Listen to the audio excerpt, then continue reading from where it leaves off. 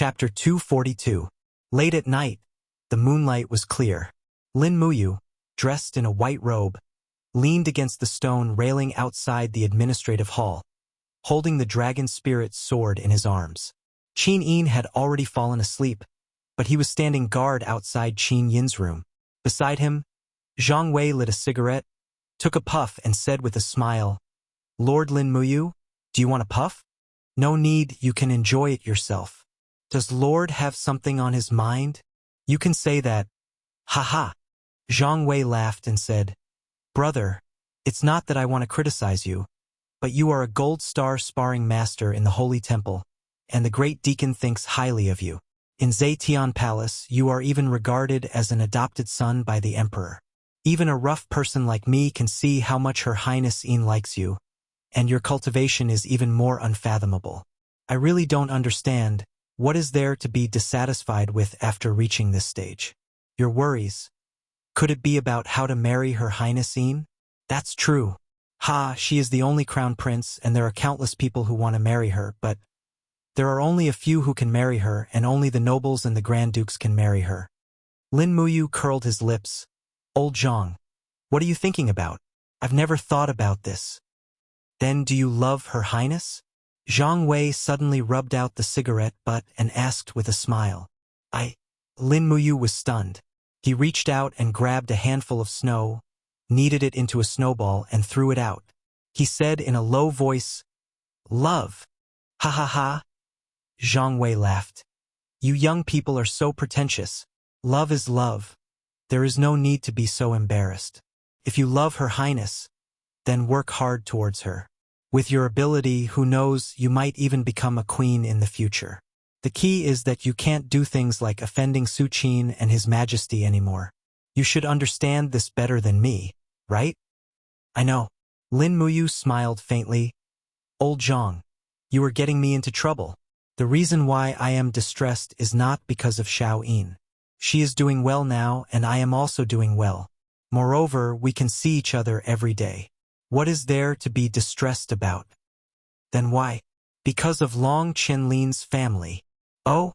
Zhang Wei stood up and said solemnly, "My lord, I know that you and Long Qianlin are friends, but you mustn't make a mistake. Long Qianlin is now a traitor of the empire. His family members are also guilty of the same crime. If my lord saves Long Qianlin's family members and this matter reaches His Majesty's ears, I'm afraid that old man Zhang Yifan will have something to use against you." "I know." Lin Muyu looked up at the bright moonlight and said, "But Long Qianlin trusted me so much that he handed over the 17,000 winged cavalry battalion to me. If I can't even save his wife, what will the world think of me?" Lin Muyu. Zhang Wei's body trembled as he said, "If you're determined to save Long Qianlin's wife, then I, Zhang Wei, am willing to go with you." "How are you going to save her?" Lin Muyu asked. Zhang Wei squinted his eyes and said with a smile, "It just so happens that there are two groups of people guarding the prison. One group is the Imperial Army, and the other group is the Iron Blade Army of Muyu City. The Imperial Army will replace them in the latter half of the night. They are all my people. Tonight, I will create chaos and seize the opportunity to save Long Qianlin's wife. But I can only save one person." "Okay." Lin Muyu nodded and said, "Tonight, I will take the initiative to take the winged cavalry battalion to patrol the city. When the time comes, I will pick you up. After rescuing Hu Xiaoyun, Old Zhang, you will personally send her to Mount Longyan in Lanyan City. Send Hu Xiaoyun up the mountain and tell Luo Yu in the Longdan army camp to take care of Hu Xiaoyun. When there is news of Long Qianlin, send her over." "Yes, my lord. Don't worry." "Okay." Late at night, the sound of a collapse shook the city. The walls of the prison had collapsed. Under the moonlight, Zhang Wei carried a woman in his arms and galloped towards the north gate of Five Valley City. Outside the north gate, Lin Muyu was guarding the gate with a group of soldiers from the winged cavalry battalion. She opened her hand and said loudly, "The gate is closed. If you want to leave the city, you can leave tomorrow." Zhang Wei lifted his cloak and said with a smile, "General Lin, it's me. My mother is sick and I want to go home to visit her. I hope that General will let me go." Thank you very much. It's Sir Zhang Wei. Lin Muyu smiled and waved her hand. Open the gate and let him go. A winged cavalry battalion commandant was dumbfounded. Sir, this is against the rules, right? The general said that no one is allowed to enter or leave Five Valley City after midnight. If I ask you to let him go, then let him go. Don't talk too much. Yes. Zhang Wei slowly galloped past. At this moment, the cloak on the head of the woman in his arms slowly slid down, revealing a beautiful face. She gently bowed to Lin Muyu and said, Hu Xiaoyun, thank you, General Lin. Lin Muyu waved her hand and said, Hurry up and go. Thank you, General. Zhang Wei disappeared into the night amidst the sound of hooves. The two winged cavalry battalion commandants also saw Hu Xiaoyun's appearance and looked at Lin Muyu with a dumbfounded expression. You guys, just pretend that you didn't see anything. If anyone dares to leak any information, I will chase him to the ends of the earth and kill him. A murderous look flashed across Lin Muyu's face. The two winged cavalry battalion commandants knelt on the ground and said with a trembling voice, We brothers from the winged cavalry battalion will never be able to repay General's kindness. Don't say any more. Go back and sleep early. We still have to rush to Lanyan City early tomorrow morning. Yes. That night, Lin Muyu couldn't sleep.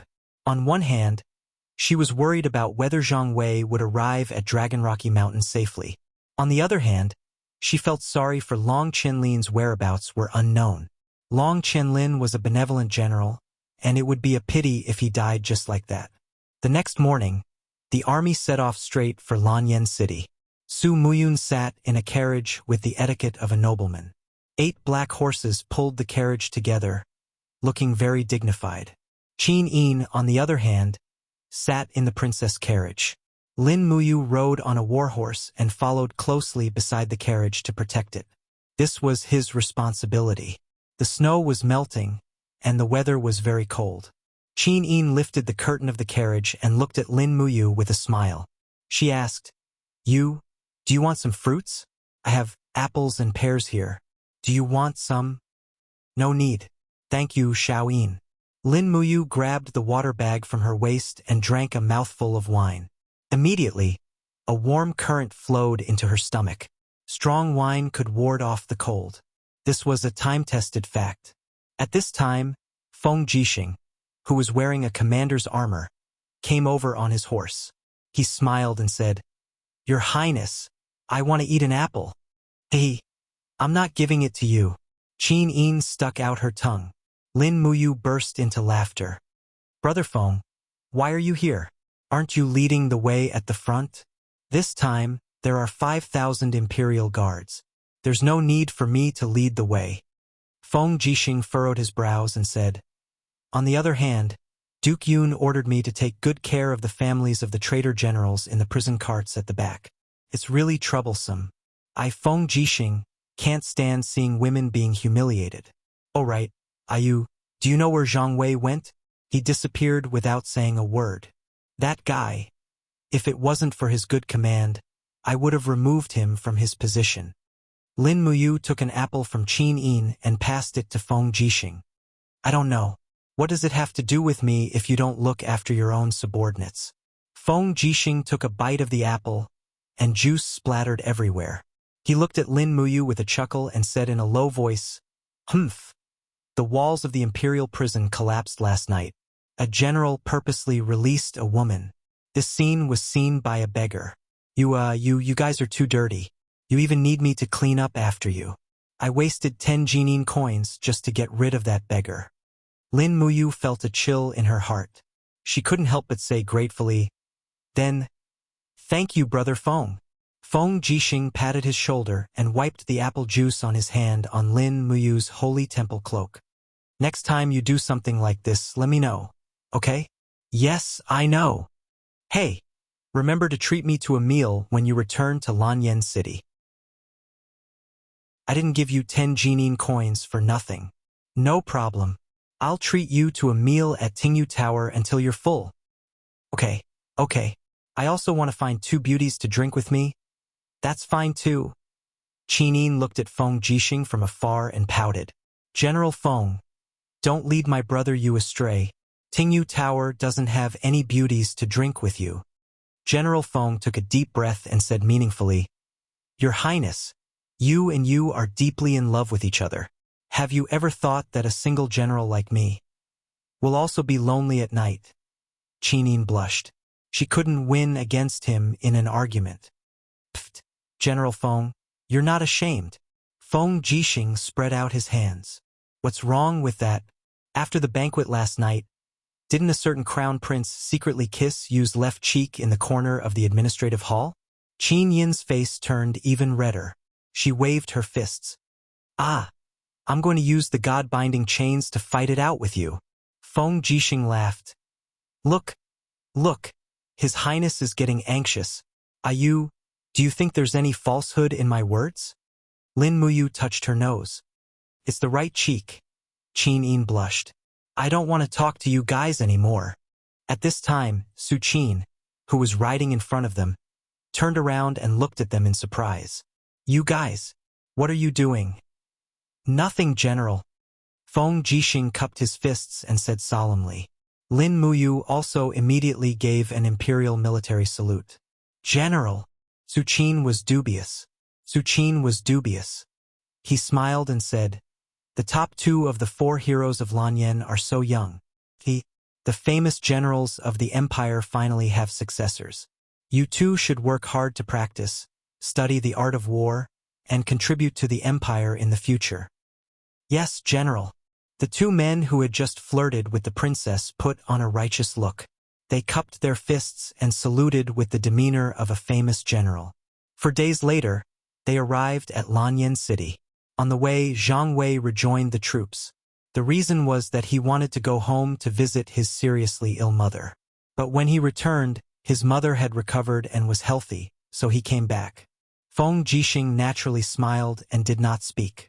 In his heart, he was secretly cursing these 2 bastards. Even their lies were so ridiculous. Chapter 243. In Zetian Palace Hall, 12 coiled dragon pillars supported the glazed jade tiles of the main hall. The lustrous jade carvings on the floor reflected the light of the glazed lamps. In the afternoon, it was time for another court meeting for the officials to meet the emperor. Qin Jin stood in front of the throne with a joyful expression. When he saw Su Muyun, Qin Yin, Feng Jixing, and the others coming in from outside, the smile on his face became even wider. He opened his arms and said, Xiao Yin, you're finally back. Qin Yin walked gracefully, her hands gently holding the tassels at the edge of her dress as she walked to her father's side. She stuck out her tongue and smiled mischievously. Father, Xiao Yin is back. Qin Jin held his daughter's shoulder and asked with love in his eyes, Did you encounter any danger along the way? Qin Yin was startled. She thought of the terrifying assassin she met by the Rice River. The scene of her narrowly escaping death was still fresh in her mind. She couldn't help but tremble and said, It's all right. Aren't I back alive? Imperial father, maternal grandfather also came back with me. Qin Jin nodded with a smile. He walked down the gilded steps and arrived in front of Su Muyun. He cupped his fists and said, Duke Yun, Qin Jin greets you. Duke Yun, it's been a long journey. Su Muyun hurriedly helped the emperor up and said with a smile, Your Majesty, there's no need for such greetings. As the ruler of Yunzhong province, it's my duty to share your Majesty's worries. It's hateful that Hu Tianning minted Jinin coins without permission and disregarded the empire's laws. He deserves to die.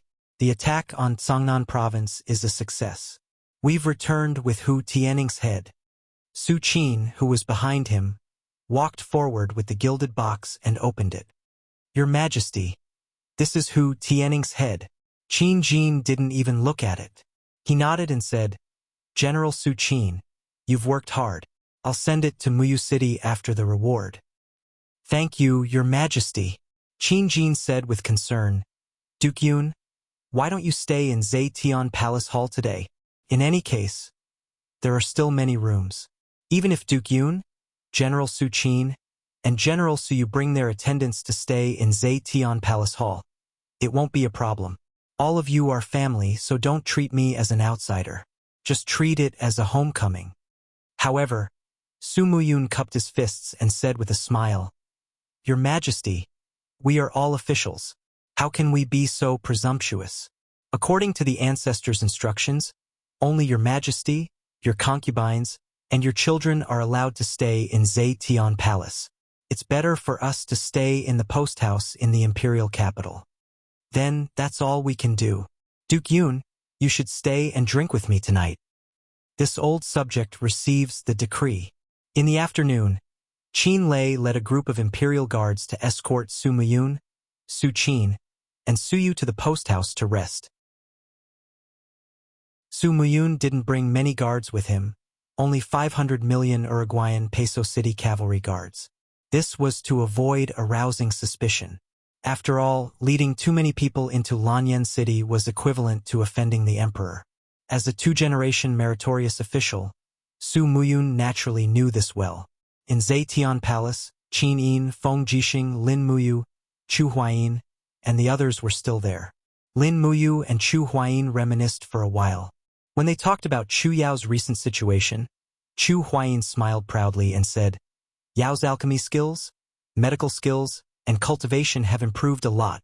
It is said that she can already refine level 7 medicines.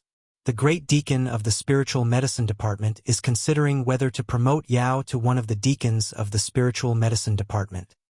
Wow, Sister Chu Yao is so powerful now? Lin Muyu said happily. Then I'll congratulate her first. Once she is promoted to a deacon of the spiritual medicine department, she will have a sufficient status in the capital. Chu Huayin chuckled. No matter how powerful Yao is, she can't compare to you? Lin Muyu touched her nose and said very modestly, Who do I think I am? Aha, don't be so modest. His Majesty will definitely reward you heavily for such a great achievement this time. Just wait and see. I hope so. At this moment, Tang Xiaoxi arrived at Zetian Palace and was brought in by an attendant. She was dressed in red and her beautiful face had a refreshing smile. She said angrily, Mu, you didn't even come to see me when you came back. Your enemy is here. I'll take my leave first. Chu Huayin cupped his fists and smiled. Chu Huayin will take my leave. Lin Muyu didn't have time to greet him. She turned around and said to Tang Xiaoxi, Didn't I just return to the capital to hand in the order? I can't find time to see you for the time being. On the other hand, Xiao Shi, you're quite well informed. You knew that I was back so quickly. Humph. Tang Xiaoxi crossed her arms in front of her chest, but her breasts were even more prominent. You're right. If it wasn't for the fact that everyone on Tongtian Street said that Duke Muyun and Her Highness Yin had returned to Lanyan City, I wouldn't have known that you were back too. Lin Muyu smiled apologetically. This mission was very confidential, so I didn't have time to inform you. Don't be angry. How was your cultivation while I was away? Tang Xiaoxi smiled faintly. I've already cultivated the 5th level of the Firefox seal. So fast. Congratulations, Xiao Shi. At this time, Qin Yin walked down the stairs and said with a smile, Xiao Shi, you're here too. Tang Xiaoxi pouted. Xiao Yin, you're too mean. You secretly went out with Mu and left me alone to cultivate in Lanyan City. Next time, you must bring me along. Humph. Qin Yin pouted. You and I almost lost our lives in Daojiang and you still say that. What happened? Qin Yin briefly described the encounter with the man on Daojiang. At this time, Chu Chu also came. He listened on the side and couldn't help but look grim. Your Highness, the person you met really did use black doqi. Yes, you and I saw it. Qin Yin nodded. Really you? Chu Chu confirmed again. Lin Muyu cupped her fists. Yes, Chu. His dark fighting energy is very powerful, but his swordsmanship is even more powerful. It's a swordsmanship that I have never seen before. I couldn't last more than 3 rounds under his sword. If it wasn't for the frost armored dragon in Daojiang, I'm afraid that Xiao Yin and I would have died in Yunzhong province. His swordsmanship is very powerful. Chu Chu frowned. You, Xiao-yin, come with me. Yes. Qin-yin and Lin Muyu followed Chu Chu and left Zetian Palace Hall. Feng Jixing and Chu Huaying went to carry out their patrol mission. Tang Xiaoxi had nothing to do, so she followed them uninvited. The four of them walked along the Sovereign King's corridor and arrived at the library. The moment they entered the library, Chu Chu turned around and said to the library's official, "Close the door. No one is allowed to enter without my order." "Yes, Sir Chu Chu."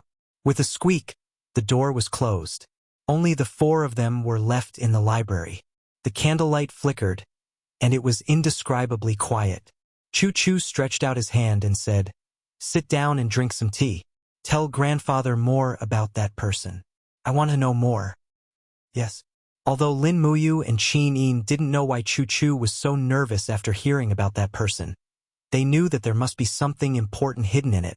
Tang Xiaoxi didn't personally experience the assassination, so she obediently made tea while quietly listening to the three of them talk about the assassination. The other person who personally experienced it, Qin-yin's golden rock swift wolf, was like a big dog crawling at the side. It wagged its tail and fawned on Tang Xiaoxi. This made Lin Muyu look down on it.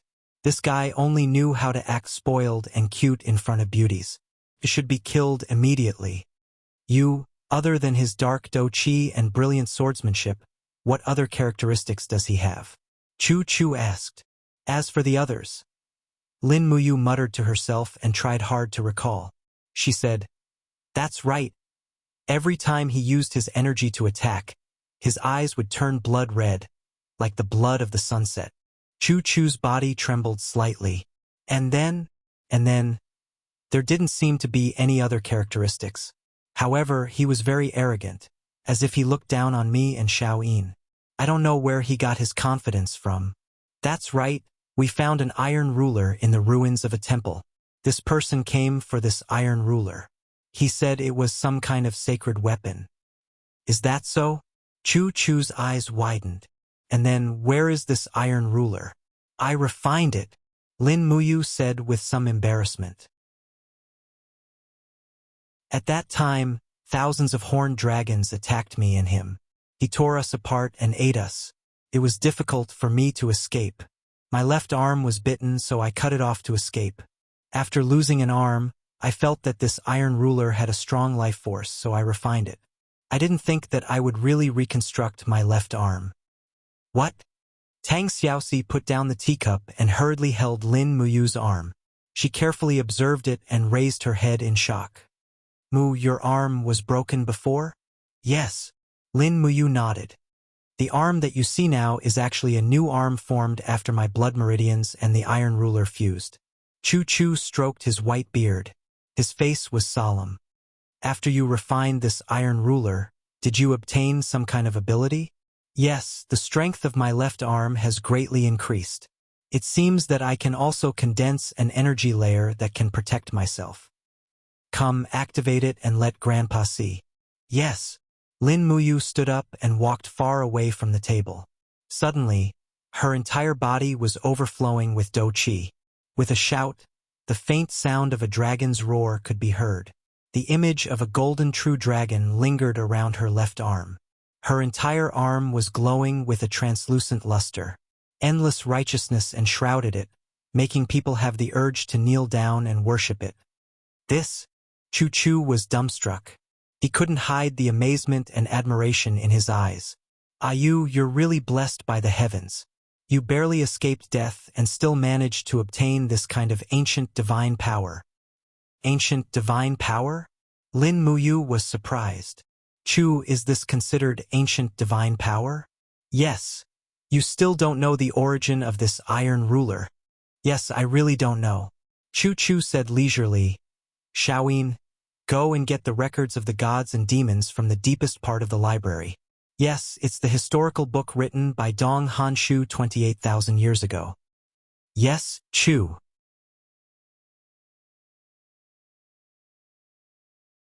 Chapter 244. Qin-yin brought a thick ancient book to the table and handed it to Chu Chu. Chu Chu placed it on the table and quickly flipped to page 17. He pointed at it and saw 9 diagrams, one of which was in the shape of an iron ruler. Chu asked, "You take a look. Isn't that iron ruler like this?" Lin Muyu moved closer to take a look and was dumbfounded. "That's it. That's the iron ruler." Unfortunately, apart from the diagrams, Lin Muyu didn't recognize any of the words on the Book of Gods and Demons. It looked like Sanskrit, but it didn't seem like it either. It should be the ancient words that Qin Yin had mentioned. Chu stroked his white beard and said, "There shouldn't be more than 10 people in the entire Shattered Cauldron realm who can understand this Book of Gods and Demons. When I was young, I followed my master and learned this so-called God realm language, so I know a thing or two about it. When I was in my 40s, I took the opportunity to flip through this Book of Gods and Demons, so I have some impression of it." "Chu, just tell us where this iron ruler came from," Lin Muyu said anxiously. Chu couldn't help but smile and said, "Don't be anxious. Let me tell you first. There was a gap in the history of this continent. About 50,000 years ago, it was said that a meteorite fell from the sky and separated the continent. 50,000 years ago, all the civilizations were burned to the ground. Afterwards, it gradually evolved into the Shattered Cauldron realm we have today. Therefore, the history that we can see now only starts from 50,000 years ago. There's nothing before that." "What does that have to do with this iron ruler?" Qin Yin blinked and asked. Chu smiled slightly and said, "Do you know that 50,000 years ago, we weren't the rulers of this continent?" "What?" Qin Yin was shocked. "Then who was it? About?" Chu squinted his eyes and shook his head. "I don't know who it is either, but it might be another group of humans. Let's call them the pre-ancient humans for now. These pre-ancient humans worshipped the 9 great gods. Back then, the heaven realm had 9 gods of domination, and they called them the 9 great Buddhas.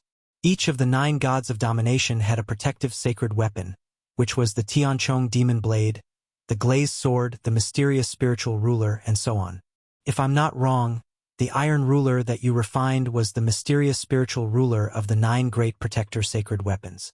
It was the protective sacred weapon of Buddha Xian Nan, who was in charge of life and recovery among the 9 gods of domination.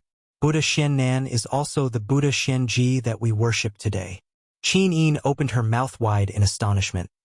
"Chu means, the iron ruler that you refined is actually the profound spiritual ruler of the 9 great guardian sacred weapons?" "That's right. Otherwise, how could we reconstruct his body?" Chu stroked his beard and said with a smile, "Ordinary divine weapons don't have such an ability at all." Lin Muyu squinted her eyes and said, "Since I refined the profound spiritual ruler, then who is that assassin? How did he know about the profound spiritual ruler?" Chu's eyes lit up and said, "If I'm not wrong, this person is a descendant of the pre-ancient humans. He's also the guardian of the 9 great protector sacred weapons. 50,000 years ago, they were the masters of this continent." Tang Xiaoxi opened her mouth. "My God! Luckily this person was eaten by the horned dragon. Otherwise Mu would be in danger." Chu couldn't help but laugh. "Xiaoxi, you're only worried about Yu's safety." Tang Xiaoxi blushed. I didn't." Lin Muyu's expression was solemn as she said, "Chu, could there be more descendants of the pre-ancient humans? This person is so powerful. If there really are more pre-ancient humans, I'm afraid the continent will change masters." "No." Chu shook his head and smiled. "There won't be too many of them. Otherwise, they would have attacked the Qin Empire a long time ago. However, this group of pre-ancient humans has actually started to search for the 9 great protector sacred weapons. This is a warning. Perhaps we humans, who have dominated the continent for tens of thousands of years, should also be on our guard." Lin Muyu and Qin Yin looked at each other and saw a trace of worry in each other's eyes. At this moment, someone suddenly knocked on the door and said, "Chu, His Majesty summons Master Lin Muyu to the Zaibing Hall for an audience." "Okay, I'll go right away." Chu smiled faintly. His Majesty summons you for an audience. Go quickly and make some preparations. It should be tonight's celebration banquet. Songnan Province is now completely under His Majesty's control. Your great contribution cannot be replaced by anyone. Lin Muyu got up and went to the Zaibing Hall. This Zaibing Hall was located right behind the Zetian Hall. It was also the place where the emperor received some commanders and generals. Summoning Lin Muyu in the Zaibing Hall, the meaning behind it was self-evident. Knock knock. Lightly knocking on the door, Lin Muyu respectfully said, "Your Majesty, this humble one has arrived. You come in." "Yes." She pushed the door open and entered. She saw Qin Jin holding a rusty saber with a solemn expression. When he turned around, his face showed that he had been through a lot, as if he had experienced a lot in this short moment. "Your Majesty, what business do you have with me?" Lin Muyu asked. "Call me Imperial Father?" Qin Jin said with a smile. "Yes, Imperial Father." "All right, you." Qin Jin walked forward and said, "Come with me. Imperial Father will show you a place." "Oh, this is..." After passing through the Zetian Hall, there was a small pavilion at the back. However, there were 4 imperial guards standing guard at the front. On the pavilion's simple and unadorned board, there were 3 large words written in flamboyant calligraphy. Soaring Clouds Pavilion. Soaring Clouds Pavilion? Lin Muyu said in surprise. "That's right." Qin Jin pushed the door open and entered. Instantly, a gust of cold wind blew from the Soaring Clouds Pavilion. When Lin Muyu stepped in, she saw that the Soaring Clouds Pavilion was very spacious. Ancient tables were placed in the center. On each table was a piece of armor, a weapon, and so on. Some weapons were long sabers, some were sharp swords, some were warhammers, and so on. Behind each table was a memorial tablet. Lin Muyu got closer and saw a line of large words written on the first memorial tablet. Spirit of the founding General Xiong Wentian. Xiong Wentian? Lin Muyu was stunned. The war god Xiong Wentian? Xiong Yu's ancestor? Yes. Qin Jin smiled faintly and pointed to the row of memorial tablets behind him. Soaring Clouds Pavilion is where the Qin Empire enshrines famous generals. Only famous generals with enough contributions can enter the Soaring Clouds Pavilion. The Qin Empire has had thousands of years of fortune, but only 26 famous generals have entered the Soaring Clouds Pavilion. Over the past 100 years of war, the divine Marquis Zhang Yifan and the border general Feng Yicheng have become members of the Soaring Clouds Pavilion. However, Zhang Yifan is still alive, while Feng Yicheng has already died in battle. Lin Muyu took a closer look and realized that the person ranked second was Luo Tonghai, Luo Yu's ancestor. It was because of this famous general that Luo Yu joined the Longdan army camp. She wanted to become someone like her ancestor. As for Zhang Yifan, he was ranked 7th, and Feng Yicheng was ranked 16th. She basically didn't know anyone else. Lin Muyu didn't have the time to study the empire's history at the moment. "I wonder why father brought me to the Soaring Clouds Pavilion?" Lin Muyu suddenly asked. Qin Jin laughed and said, "You, heroes are created in troubled times. I think you should understand this logic. Moreover, you are a smart man. There are only you and father in the Soaring Clouds Pavilion. Don't tell me you still don't understand? The Qin Empire is about to fall into chaos. To the south of the Qinling Mountains, the feudal vassals of the 4 provinces all follow the lead of my elder brother, the Prince of Jinan Qin Yi. I haven't seen this elder brother for many years. To the north of the Qinling Mountains, there are a total of 8 provinces. The North Ridge Province, South Ridge Province, and Earth Star Province are now under father's control. The other 5 provinces, Duke Lan is in charge of Seven Seas Province. Duke Yun is in charge of Cloud Province. Although Heaven's Pivot Province pays tribute every year, its military power is not under father's control. Lingdong Province is a remote place in the east. The land is barren, the population is sparse, and the military strength is less than 10,000. Tongtian Province is located at the northeast border, so it's inconvenient to travel. Even messenger birds can't fly there, so it's not under father's control. As he spoke, Qin Jin let out a long, sorrowful sigh. This empire, if any one of Qin Yi, Su Muyun, or Tang Lan were to rebel, I'm afraid the empire would be torn apart. Lin Muyu was startled. She stepped forward to hold Qin Jin's arm and said, Father, it definitely won't happen. Duke Yun is loyal and generous. Although his son Su Qin is reckless, he's also loyal to his majesty. Cloud Province won't rebel, but Duke Lan of Seven Seas Province is Xiao Shi's grandfather. Xiao Shi and Xiao Yin have such a close relationship, so Seven Seas Province won't rebel either. In that case, with more than 600,000 troops loyal to father, I believe that the Prince of Jinan won't launch an invasion, right? Qin Jin smiled. You've seen through it. However, the hearts of men are separated by a layer of skin. Under the temptation of the throne, how many people can maintain their loyalty? Is father worried about Zhang Yifan? Humph. Zhang Yifan? Qin Jin sneered. Zhang Yifan is just a dead dog. There's nothing to fear. The person I'm most worried about isn't him. Then, Qin Yi? Or Duke Lan and Duke Yun? Sigh. Let's not talk about this anymore. Qin Jin placed a hand on Lin Muyu's shoulder.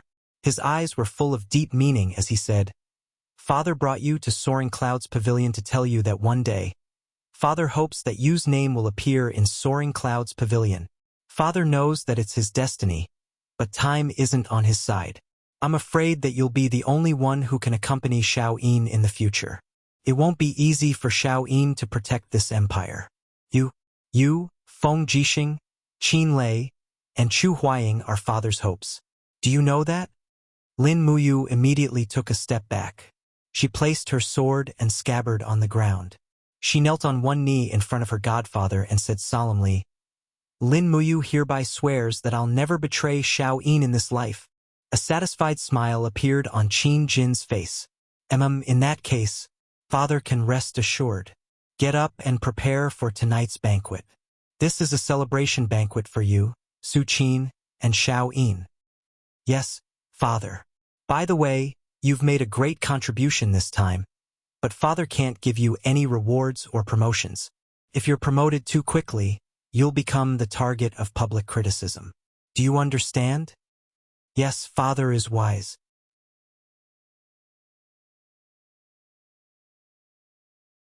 Chapter 245.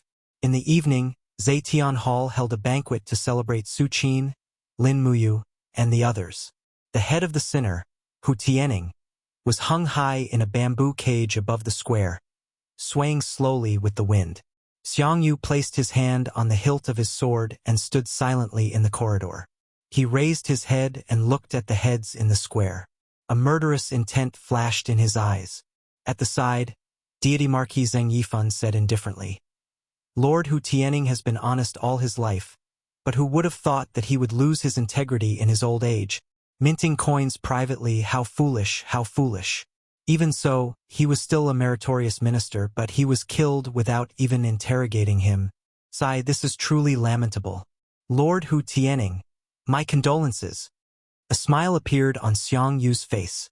The divine marquis is right. Hu Tianning may be my uncle, but as an important official of the empire, he knowingly broke the law. He brought this upon himself and has no one to blame but me, his nephew, for taking this as a warning. Zheng Yifan smiled. It's great that Lord Xiang Yu can think this way.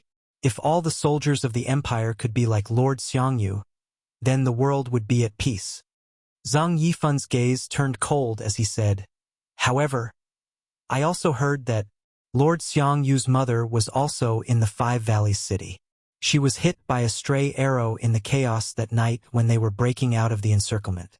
Unfortunately, she passed away. I wonder if this is true? The corner of Xiang Yu's mouth twitched, and he said, Yes. Ah. Zhang Yifan panicked and said, It's really like this? Oh my God.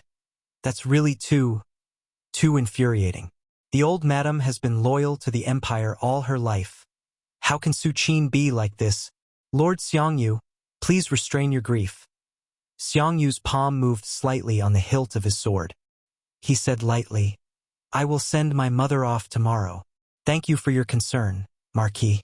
Xiang Yu is fine, I know. This is all my uncle's fault. It has nothing to do with great General Su Qin.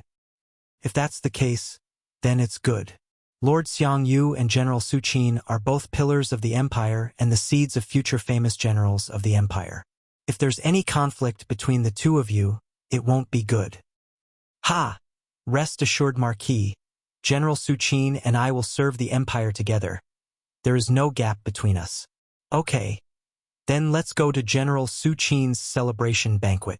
Yes, Marquis, this way please. Lord Xiangyu, please. Tonight, there were a total of close to 300 guests, and it could be said to be a gathering of officials. The celestial emperor, Qin Jin, sat on the throne of the Zetian Palace Hall. Beside him, the tables of Qin Yan and Feng Jixing, the two great generals, were also placed there. It was not because their statuses were very high, but because they wanted to ensure the celestial emperor's safety. As for Qin Yin and Tang Xiaoxi, their tables were arranged to the left of Lin Muyu, so that it would be convenient for him to protect her. A little further away were the tables of Chu Huaying, Zhang Wei, Wei Chou, and the others. Among the imperial guards, those whose cultivation had stepped into the heaven realm had already been seated, and all of them had brought their weapons with them. As for the civil and military officials who had come from outside, they had to remove their weapons before entering the Zetian Palace Hall. In fact, even Su Qin, Xiangyu, Zhen Yifan, and the others were not exempted. This was the rule, and no one could be exempted. Not long after, the celebration banquet began. A group of palace maids danced in the center of the hall, and the musicians played a tune. Qin Jin raised his cup with a smile and said, Songnan provinces Hu Tianing minted coins without permission, and he has long had the intention to rebel. Now that the matter has been exposed, Duke Yun, Her Highness Qin Yin, General Su Qin, General Lin Muyu, and the others have made great contributions in quelling the rebellion. My beloved officials, let's raise our cups and celebrate. Everyone raised their cups and drained them in one go. Lin Muyu was a little slower, and her gaze fell on Xiangyu. Although Xiangyu was full of smiles, when he looked at Su Qin, the fleeting murderous intent in his eyes didn't escape Lin Muyu's eyes. Just the table in front of Lin Muyu alone was already filled with 6 pots of dishes. It was simply too sumptuous. Lin Muyu observed the actions of the people at the banquet as he ate heartily. It had been a long time since he had eaten such sumptuous and delicious food. Even the fine wine was a tribute from the Zetian Palace Hall, and it was very tasty and fragrant. Tang Xiaoxi and Qin Yin were chatting happily, and they had already forgotten about Lin Muyu. This was good as well, as he could focus on eating now. Feng Jixing, Chu Huayin, and the others didn't drink any wine. Their tiger-like eyes looked at everything around them, intentionally or otherwise. Zhang Wei, on the other hand, was a boorish person. He gulped down half a pot of wine, let out a burp, and continued drinking. Not far away, Chu Chu and Lei Hong's seats were arranged next to Su Muyun's. The 3 old officials of the empire were also chatting happily, and they would even look in the direction of Lin Muyu, Qin Yin, and Tang Xiaoxi from time to time. They seemed to be discussing something about them. However, the banquet was too noisy, and even if Lin Muyu released her spiritual pulse technique, she couldn't hear what they were talking about. Not long after, Lei Hong came to Lin Muyu's side with a wine cup in hand. He reached out and pulled out a rabbit thigh from the golden pot, took a bite, and said with a smile, "The food from the Zetian Palace Hall is still delicious." Lin Muyu was speechless and said, "This is mine. Great Deacon, you have some on your table too. Other people's food is even more delicious." Lei Hong took another bite and said, "You, come and have a drink with Grandpa." Okay. Lin Muyu raised his cup and said with a smile, "Great Deacon Lei Hong, may Grandpa live as long as the mountains, and live forever." Okay. Okay. Lei Hong happily drank his wine, and then looked up at him and said, "Now that winter and spring have passed, there are no more missions in the Eagle Nest camp. Shouldn't you make a trip back to the Divine Temple? The newcomers in the Divine Temple are looking forward to meeting Lin Muyu, one of the 4 heroes of Lan Yen." "I see." Lin Muyu smiled and said, "Okay. I will let Wei Chou handle the matters of the Eagle Nest camp, and I will go back to the Divine Temple to stay for half a month. What do you think, Great Deacon?" "Okay." Lei Hong patted his shoulder and said, Then Grandpa will go back to the Divine Temple to gather everyone after the banquet ends, and we will wait for your return. Okay. The banquet went on for more than 2 hours, and many people were already drunk. Qin Jin was not feeling well, so he left the banquet early, and Qin Yin presided over the banquet. It was time for the Crown Prince to interact more with the officials, or else who would submit to such a beautiful girl when he took over the throne in the future. When the banquet ended, Lin Muyu had Wei Chou, Xiahou Sang, and the others stay at Zetian Palace for the night, and they were responsible for the safety of His Majesty and the princess. Lin Muyu escorted Tang Xiaoxi back to the Duke's mansion. On the long corridor outside Zetian Palace, a group of people walked side by side with their horses. Lin Muyu, Tang Xiaoxi, Su Qin, and Su'er were among them. Duke Yun sat in the carriage, and he was old and frail, and couldn't bear the torment. Will Uncle and Aunt Si really stay at the post house tonight? Lin Muyu asked. Su'er chuckled and said, Of course. There is no Duke's mansion in Lanyan City, so we can only stay at the post house. Tang Xiaoxi giggled and said, If Aunt Si doesn't mind, you can accompany Duke Yun to stay at the Duke's mansion of the Seven Seas. We have many empty rooms, and we have enough servants. Su'er laughed and said, No need to trouble Princess Shi, we will leave early tomorrow morning, and we can just stay at the post house tonight. Oh right, you have to escort Princess Shi back to the mansion. She only brought 4 guards with her, and that's not enough. It just so happens that you are going back to the Divine Temple, so it's on the way. Lin Muyu nodded and said, Okay, I understand. After watching Duke Yun, Su Qin, and Suyu return to the post house, Lin Muyu escorted Tang Xiaoxi back to the Duke's mansion, and then he returned to the Divine Temple.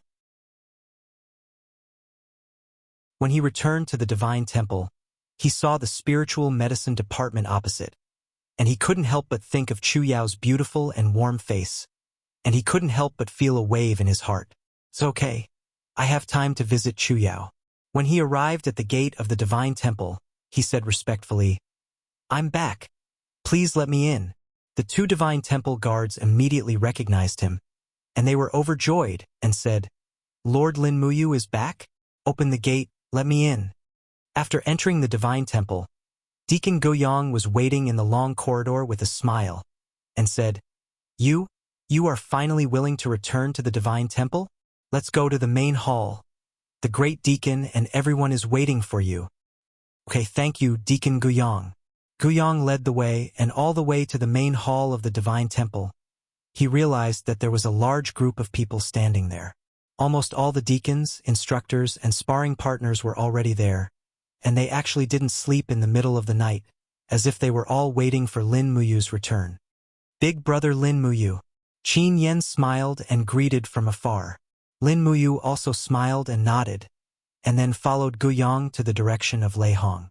Just like that, they stood beside Lei Hong's great deacon throne, and everyone was solemnly waiting for something.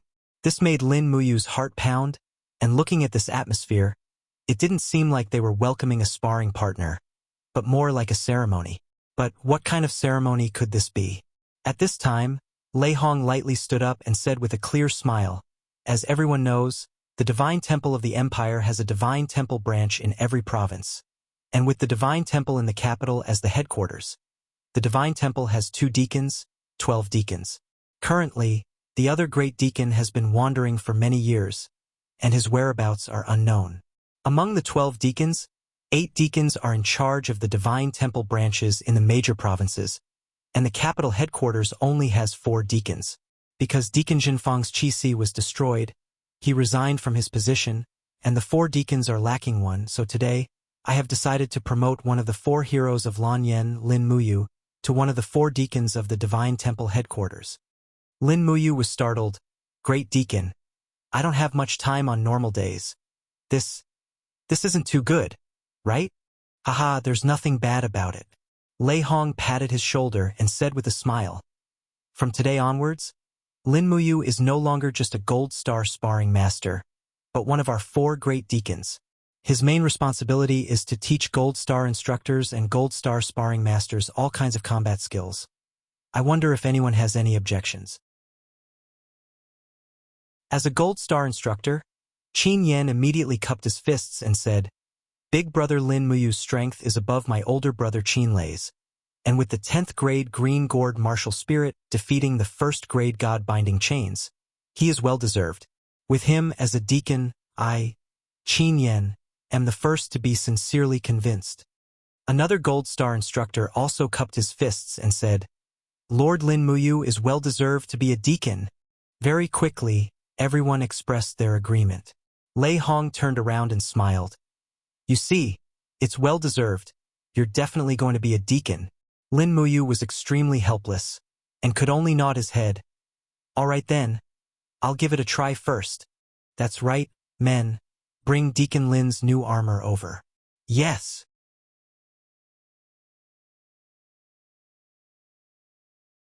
Chapter 246. The deacons of the Holy Hall were usually old, so it was impossible for an old man like Guyang to wear such heavy armor.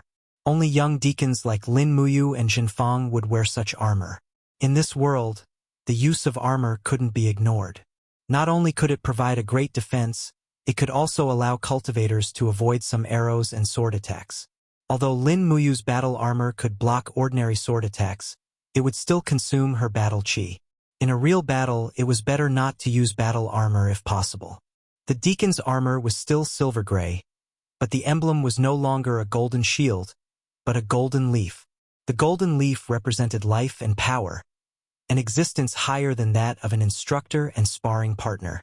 Holding the new armor in her hand, Lin Muyu bowed and said with a smile, Thank you for your kindness, great deacon. I, Lin Muyu, will not let down the holy temple. That's good. Rest early. Tomorrow morning you will be working for the holy temple as a deacon. Lei Hong said with a smile. And I know. Everyone dispersed. It was already late at night, and everyone was tired. Lin Muyu was assigned to another room. He placed the armor in place but didn't go to bed. Instead, he took out a set of black clothes from his Cosmos bag. It was a night suit plus a mask. He bought it at the Imperial City's trading firm last time, and now it came in handy. After changing his clothes, Zhang Xian strapped the dragon spirit sword to his back and pushed open the back door of the room. The side hall was quiet and empty. Zhang Xian leaped up and activated the falling star steps. His entire body landed lightly on the tiles and flew away silently. After a few leaps and bounds, he left the holy temple. Lin Muyu's goal was the post house. That's right. Something was bound to happen in the post house tonight. For Lin Muyu, the biggest task tonight was to protect Su Qin. That's right. Not only did Su Qin kill Xiang Yu's uncle, Hu Tianning, he even killed Xiang Yu's biological mother in the chaotic battle. She was Xiang Yu's only relative in this world. With Xiang Yu's unruly nature, how could he possibly tolerate such an irreconcilable hatred? During the day, Xiang Yu had kept a low profile and did not act up, but at night, Xiang Yu would definitely not let the matter rest. With his current strength, it would not be too difficult for him to silently kill Su Qin, who was only at the first firmament of the heaven realm. In fact, it might even be done in an instant. If Su Qin died, Su Muyun would definitely vent his anger on Xiang Yu. At that time, there would be a lot of trouble. Moreover, Su Qin was Qin Yin's uncle. Although he was reckless and cruel, he was still Qin Yin's uncle, so he had to ask. In the middle of the night, the sky above Lanyan City was gloomy and gloomy. Fortunately, the lights from the ground allowed Lin Muyu to see everything on the roof.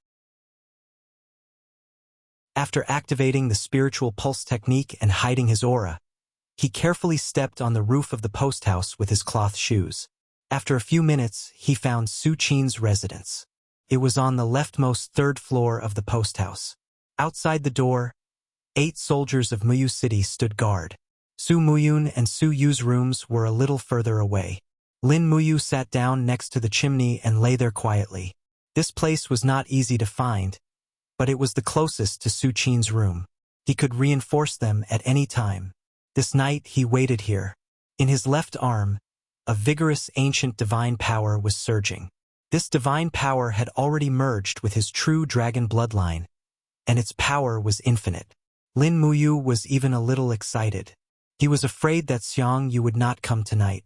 If Xiang Yu did not come, he would lose this great opportunity to challenge Xiang Yu again. After an unknown amount of time, there was a sudden squeak. The sound of the door opening came from the third floor of the post house. A person with a strange voice laughed in a sharp voice. The women that the general needs have been brought. There are a total of 3. Do you want to check them? 2 guards walked forward and raised the lanterns in the corridor. They looked at the faces of the 3 women and smiled. Yo, they look pretty, but are they safe? Our girls are all carefully selected. Don't worry. No, we have to be absolutely safe. We have to search them and confirm that they do not have any weapons on them before we can enter the general's room. Then let's search them. Okay. One of the guards walked forward and placed his palm on the waist of one of the women. He slowly slid his palm across her body to check if there were any hidden weapons. However, the woman giggled and said, "Sir, slow down, you're making my heart itch." The guard's heart was also stirred. He pinched the woman's buttocks hard and said, "Little slut, you can go now." Next, Lin Muyu, who was lying next to the chimney, couldn't help but frown as she endured the cold wind. She seemed to have gained a better understanding of Su Qin. This general is really unwilling to be lonely. He only stayed for 1 night in Lanyan City, yet he can't bear to live without a woman. Soon, the 3 women entered Su Qin's room. Not long after, the sound of moaning could be heard coming from the room. The guards were still standing there with a solemn expression, as if nothing had happened in the room. After nearly an hour, it finally stopped. The lights in Su Qin's room were blown out. He had probably gone to rest. Lin Muyu was still lying next to the chimney. She released the spirit pulse technique and searched for all the auras nearby. When the sound of snoring came from Su Qin's room, Lin Muyu frowned. She even began to wonder if she had guessed wrong. Would Xiang Yu wait until Su Qin and the others left Lanyan City before making a move? This shouldn't be the case. Once Su Qin left Lanyan City, the thousands of heavy cavalry he left in the dragon-seeking forest would accompany and protect him. At that time, it would be even more difficult for Xiang Yu to assassinate the general first. Just as Lin Muyu's heart was beating like a drum, a tyrannical aura suddenly appeared within the range of the spirit pulse technique. Very strong. Xiang Yu is here. Lin Muyu immediately became alert. She opened her palm and grasped the hilt of the dragon spirit sword. 2 minutes later, a black shadow appeared on the roof in the distance. The newcomer was dressed in a tight outfit and carried a heavy sword in his hand. With a leap, he floated down from the opposite roof to the 3rd floor of the courier hostel. But there were 8 Muyu City cavalry guards in the corridor on the 3rd floor. However, a scene that Lin Muyu did not expect happened. The newcomer shook the blade in his hand, and with a shwa shwa shwa sound, rays of sword light fell down. The 8 Muyu City cavalry guards fell to the corridor almost without a sound, making soft banging sounds. Not good. It's too fast. Lin Muyu turned over and jumped down from the roof. The newcomer had already pushed open the door of Su Qin's room. Without a sound, he raised his sword and slashed at Su Qin. Shwa! The biting cold sword energy swept past, leaving a trail of flames. When Lin Muyu stepped into the room, she saw Su Qin holding the long sword and retreating to a corner of the room. On the bed, 2 maids were hugging the quilt, trembling with fear. The quilt was stained with blood, and one of the maids was lying on the bed. Her head had been cut off by the assassin's sword. Die! The assassin heavily stabbed out with his sword, and with a ding sound, Su Qin's long sword was knocked away. His left fist was wrapped in flames, and it landed heavily on Su Qin's chest.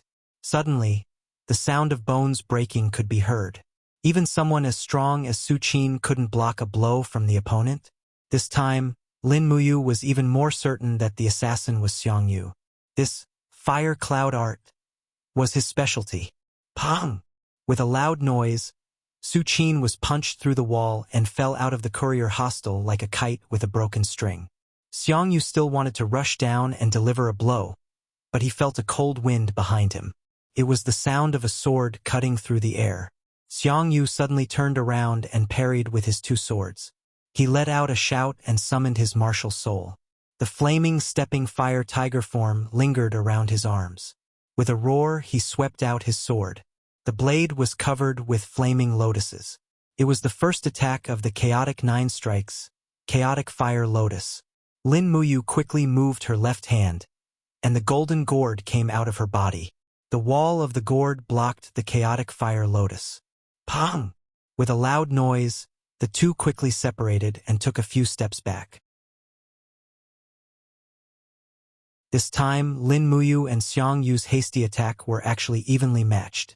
It was not one-sided like before. When the golden gourd came out, Xiang Yu didn't need to think to know who the person in front of him was. Lin Muyu also knew who he was. Neither of them pointed it out, and without a word, they launched a second attack.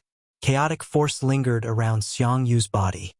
He held his sword with both hands, and a flaming tornado condensed around him, crushed the floor without any scruples.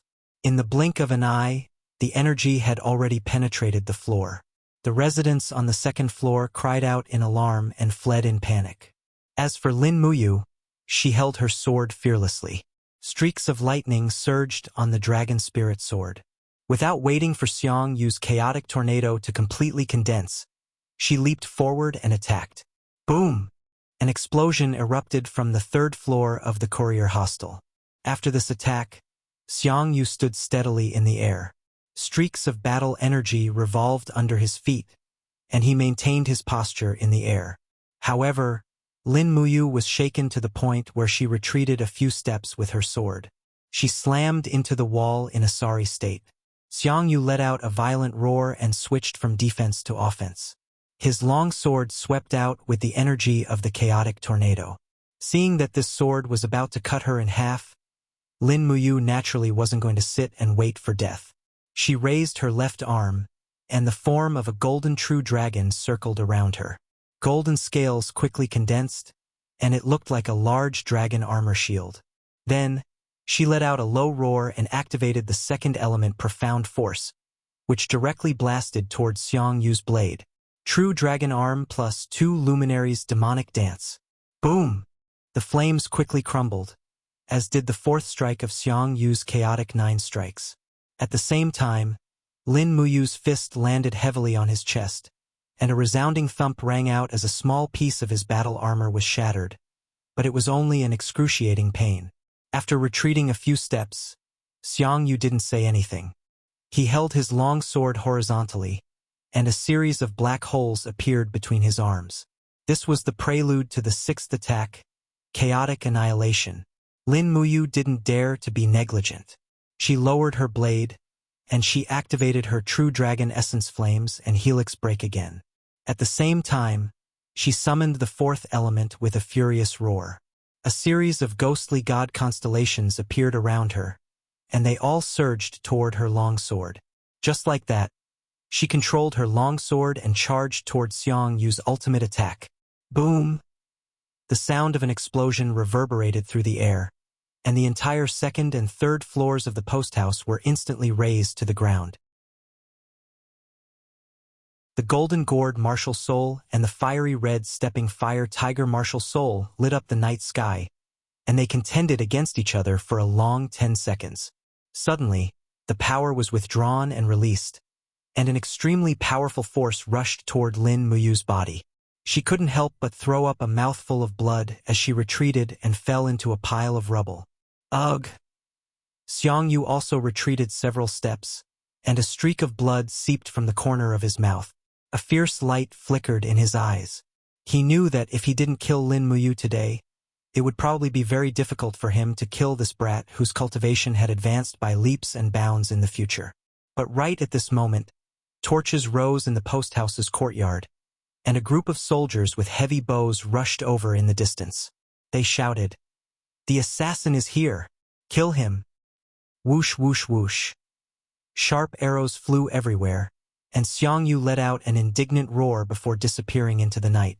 Sharp arrows also shot toward the nocturnal Lin Muyu. She didn't summon her martial soul again, and only used her battle armor to block the arrows.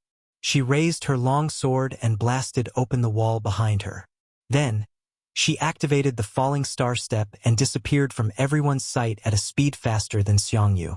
Su Qin's qi and blood were tumbling in his body. As he ran, he felt a faint uneasiness in his heart. Although Su Qin's life was saved, Xiangyu's current cultivation had probably reached the sanctuary realm. Sure enough, as Chu Chu once said, Xiangyu would become the first powerhouse in hundreds of years to step into the sanctuary realm before the age of 40.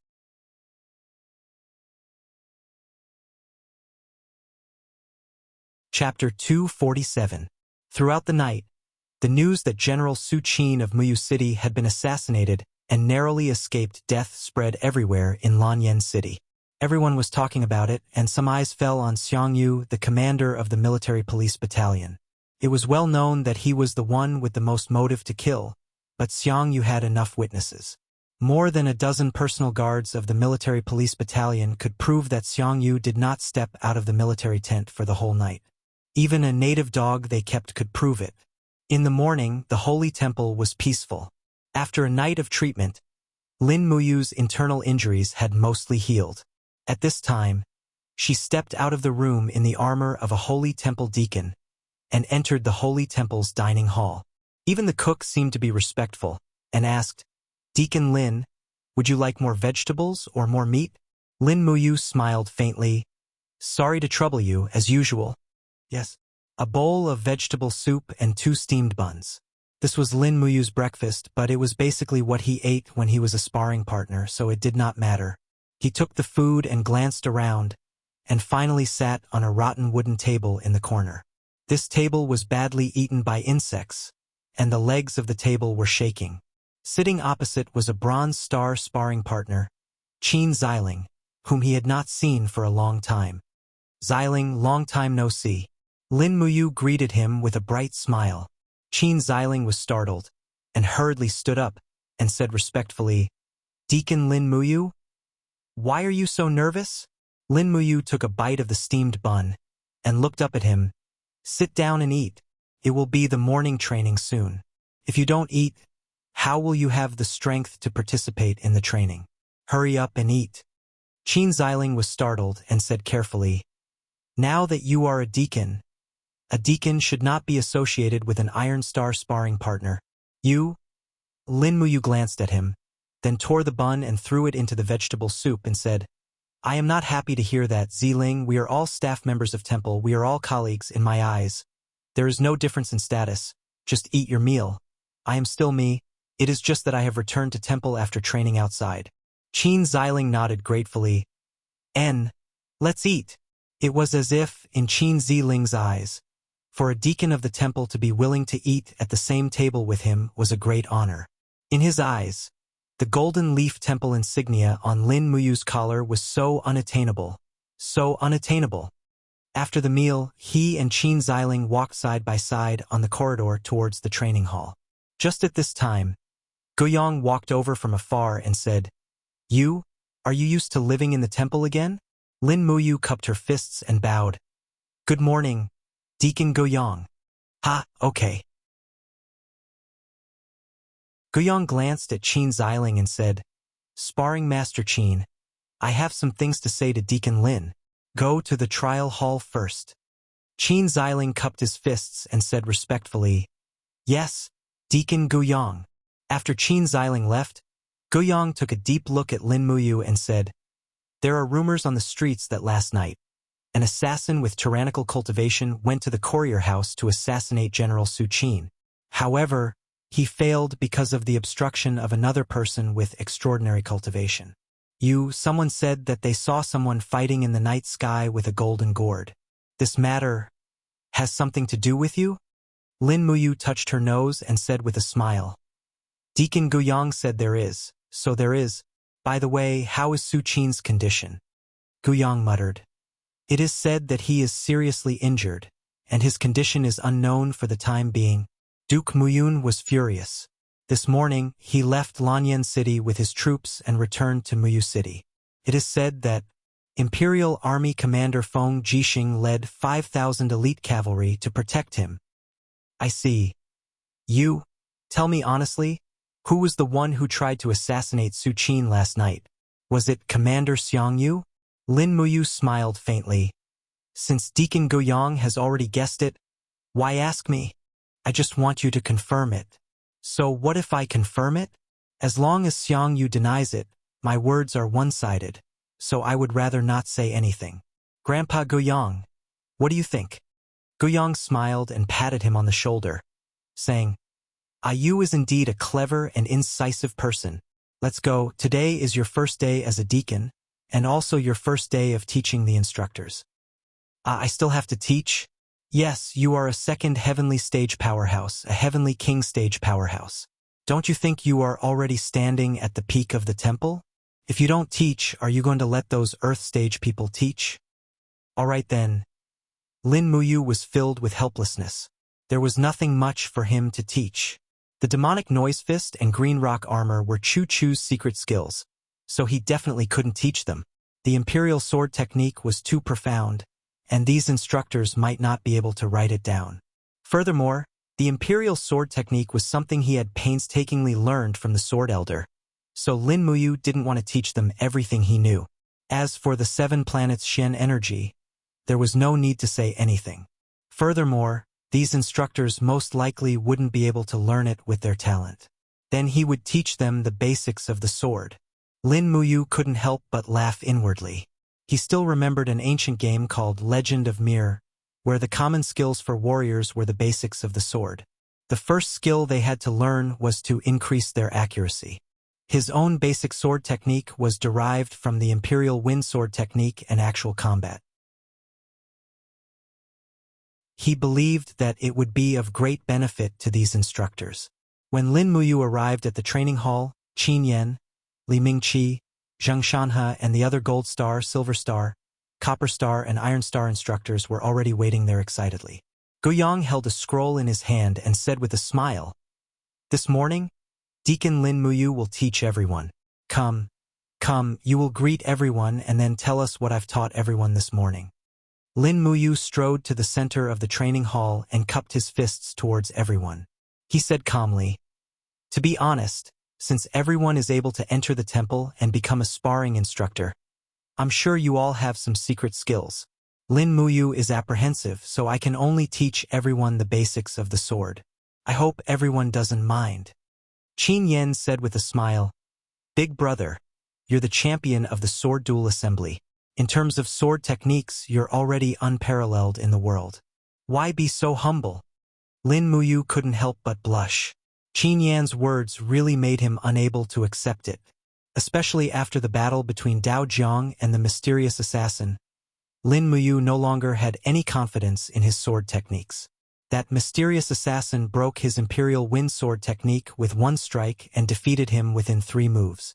This kind of disparity was really too great. Cupping his hands, he didn't say anything more. The dragon spirit sword behind his back moved without any wind and was unsheathed with a clang. It spun in the air and landed in Lin Muyu's hand. A plain and ordinary sword swiftly pierced downwards. Wang! The ripples from the air being sliced apart could already be seen with the naked eye. Although this sword was plain and ordinary, it had an awe-inspiring aura, giving everyone a feeling that it was hard to parry. Although the sword technique was simple, the sword intent was not. Gold Star instructor Zheng Shanhe was slightly startled and said, Deacon Lin's sword technique may be simple and honest, but the sword momentum is heavy and vigorous. It's not simple at all. Lin Muyu smiled slightly. Stepping on the Imperial Wind Sword Technique's wind character formula, she nimbly leaped forward and suddenly pierced forward. She took more than 10 steps, but the sword light constantly refracted frightening rays of light in the surroundings. It could be imagined that if she were to charge and kill in the midst of an army of thousands, at least over 10 people would die under Lin Muyu's sword in these dozen steps. Formation breaking style. Lin Muyu said indifferently, It's only created for killing people. The method is simple, but it's very practical against ordinary soldiers. The group of instructors nodded their heads, not fully understanding. In fact, many people didn't even clearly see Lin Muyu's steps and the detailed angle of her wrist rotation. It was really too fast. In 5 seconds, she slashed out at least 20 times. Such a speed was simply impossible for ordinary people to achieve. After a set of sword technique dance, Lin Muyu suddenly raised her hand and the longsword returned to its sheath by itself. Streams of battle chi enshrouded her body, causing her sacred temple cloak to gently sway. The aura of an expert was undoubtedly revealed. Good! Qin Yen clapped his hands and cheered, causing many of the dumbstruck instructors to cheer as well. What followed next was the specific guidance process. Lin Muyu had become the Sacred Temple's sword technique instructor. The Qin Empire's 6 arts of the martial way were sword, cavalry, spear, knife, axe, archery. The sword was ranked first, which was enough to show how highly it was valued. As a sword technique instructor, Lin Muyu's position was naturally extraordinary. She spent the entire morning personally teaching the instructors. In the afternoon, she watched the instructors and sparring partners train, while she meditated in a corner of the training hall, holding the dragon spirit sword. In his mind, the fight with the mysterious assassin that day appeared. The most important reason why he was utterly defeated was because he didn't understand the opponent's sword technique. Furthermore, the mysterious assassin's blade seemed to have a powerful suction force. It was precisely this suction force that caused him to lose so quickly. However, he couldn't understand it no matter how he thought about it. Where did this suction force come from? Buzz? With a light flip of his palm, the dragon spirit sword slowly began to spin rapidly in the air. This was the effect of the spiral force. Lin Muyu's heart suddenly lit up.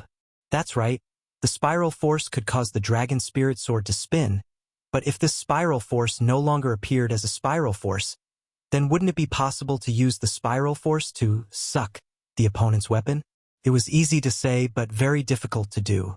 For the entire afternoon, Lin Muyu tried time and time again to use the collision of Do-Chi to form a spiral force. However, it didn't seem to be very ideal. Until after dinner, when he tried to condense 3 spiral forces to break through, the tip of the blade suddenly produced an extremely powerful suction force, actually causing the air to emit a sharp, whistling sound. Filled with excitement, he couldn't wait to find his training target, Qin Xiling.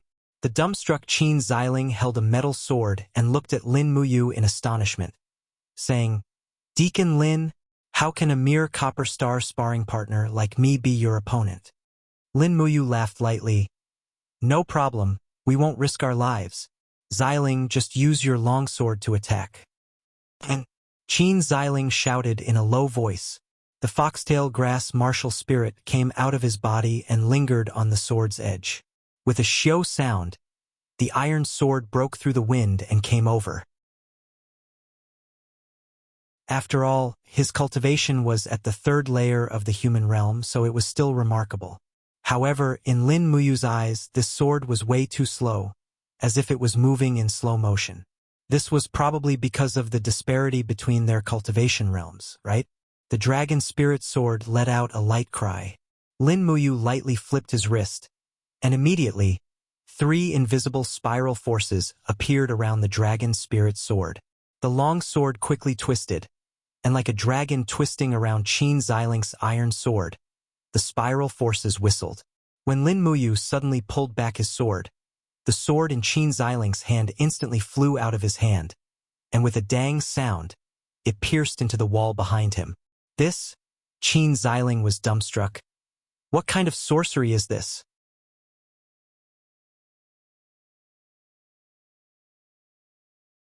Chapter 248. It was noon, so it was time to go out and eat. I want to see who can win over our Spirit Medicine Division's number 1 beauty. Lin Muyu respectfully bowed and turned to leave. Chu Yao held onto Lin Muyu's arm, and a burst of bell-like laughter made Luo Bin feel both love and hate. Turning to look at the two's backs, Luo Bin's face was full of jealousy and hatred as he said, "This woman, I will definitely have her." Wang. The iron sword rolled far away on the ground. Qin Ziling stood there dumbstruck. "Deacon Lin, what kind of technique is that? It's like a demonic art." "And I will work hard." "Haha, of course not. Sister Chu Yao, let me treat you to lunch. Let's go out and eat something good." "Me too." "Humph." Chu Yao turned around and gently held onto Lin Muyu's hand. She said with a smile, You, come with me. Sister has something to show you. I am indebted to my superior's love. He followed Chu Yao out of the refining room and followed the green corridor of the spirit medicine division to the greenhouse.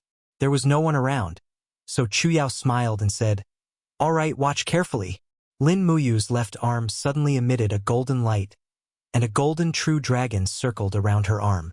Lin Muyu raised her arm and smashed it down. Pong!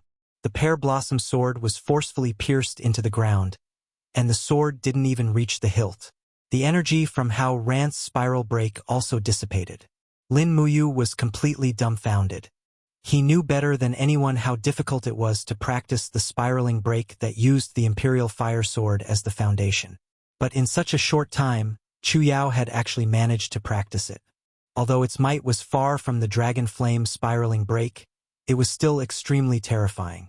Not only had her alchemy skills improved by leaps and bounds, even her martial arts cultivation had advanced by leaps and bounds. With Chu Yao's strength, she should be able to enter the temple and become a gold star sparring master, right? Lin Muyu saw this and pulled out the dragon spirit sword, thrusting forward. 3 spiraling energies trembled around the blade, quickly locking onto the pear blossom sword. But the power of the spiral break was too strong, and with Lin Muyu's sudden pull, the sword still carried 30% of its power as it flew towards his chest. You! Luo Bin was so angry that his face turned purple. He couldn't stand being humiliated like this in front of a group of subordinates, but he had to endure it. After all, he couldn't beat them. The spiritual medicine department's long corridor was filled with flowers and plants. It was far more romantic than the dignified atmosphere in the temple. Chu Yao and Lin Muyu walked side by side, chatting happily. It was as if the entire spiritual medicine department was filled with laughter. Ha! However, the flames were getting stronger and stronger, and the pear blossom sword had reached a point where it had no choice but to attack. Although Qin Xiling's strength was shallow, he was well versed in martial arts. He had seen techniques that could seize an opponent's weapon, but he had never seen a technique that could seize an opponent's weapon so invisibly. It was as if an invisible hand had forcefully snatched the iron sword from his hand. Lin Muyu smiled confidently. This is the greenhouse, and it's not good for an attendant of the spiritual medicine department like you to destroy the greenhouse. Aim this attack at me. It's fine. Just come at me. At the side, an alchemist said in a low voice. Attendant, lower your voice. Wasn't it painful enough when Chu Huayin beat you last time? You! This time, Qin Xiling didn't stab straight ahead. Instead, he slashed down from above. Luo Bin smiled. Since you and Lin Muyu aren't lovers, why won't you accept me? Luo Bin snorted coldly. Humph, I won't go. Chu Yao stuck out her tongue and said with a red face, It's just 3 stone walls. Luo Bin looked at the two of them strangely and said, Chu Yao, as one of the spiritual medicine department's attendants, you don't know when to stop.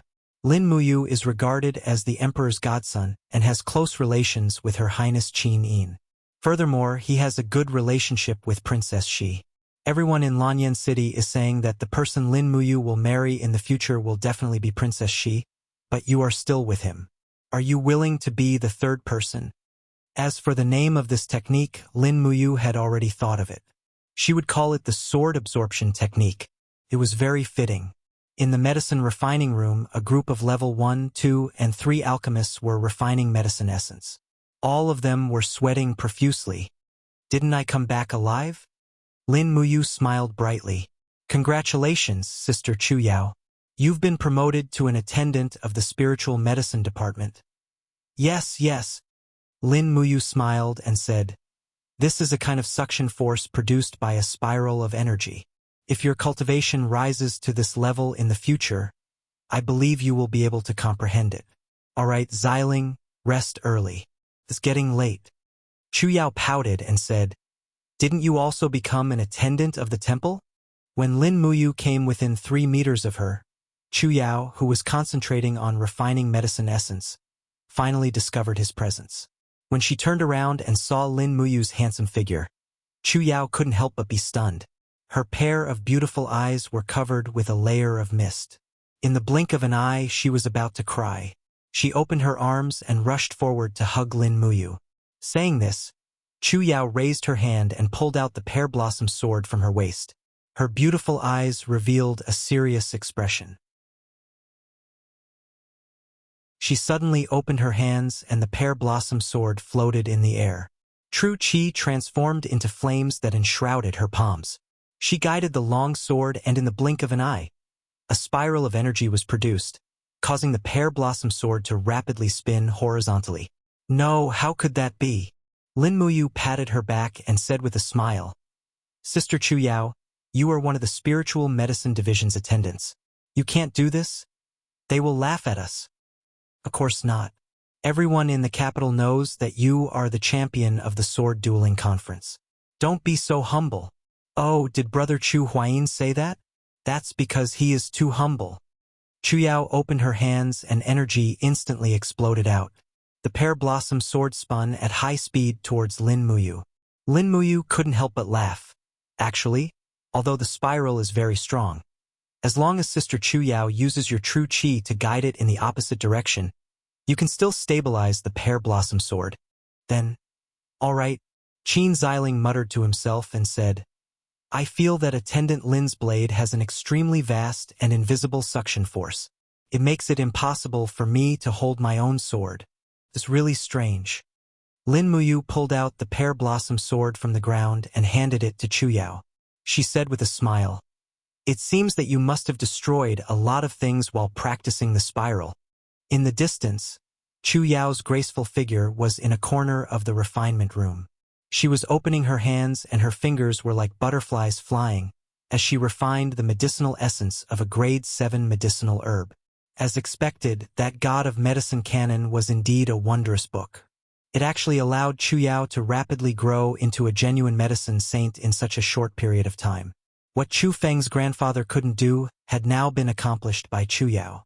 Chu Yao slowly left his embrace. Her beautiful eyes were filled with tears as she said, Did you know? When you went to Twilight Rain City, I dreamed of you for several consecutive nights. All of them were nightmares. I dreamt of you being torn apart by powerful enemies. I was so worried. Oh, which one of your superiors is in love with you?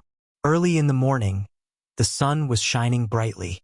Lin Muyu, dressed in her temple armor, smoothly entered the Spirit Medicine Division. Along the way, the people of the Spirit Medicine Division looked at her with reverent gazes.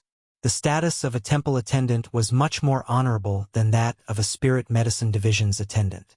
Although the Empire attached great importance to the Spirit Medicine Division, it was clearly not as important as the temple. Lin Muyu couldn't help but laugh heartily. She walked up and patted Qin Xiling's shoulder, asking, Xiling, how did it feel when your sword was snatched away? Clang. Chu Yao's face alternated between red and white. She glared at him and said, Luo Bin, don't speak nonsense. You and I are like siblings. It's not the kind of relationship you think. Qin Xiling leapt forward and stepped on the stone wall with two papa sounds. He pulled out the sword nailed into the wall and said, Careful, Attendant Lin. I'm coming again. What, you don't look happy. Do you want to try again? With a glance, the golden badge on Chu Yao's neck made Lin Muyu's eyes light up.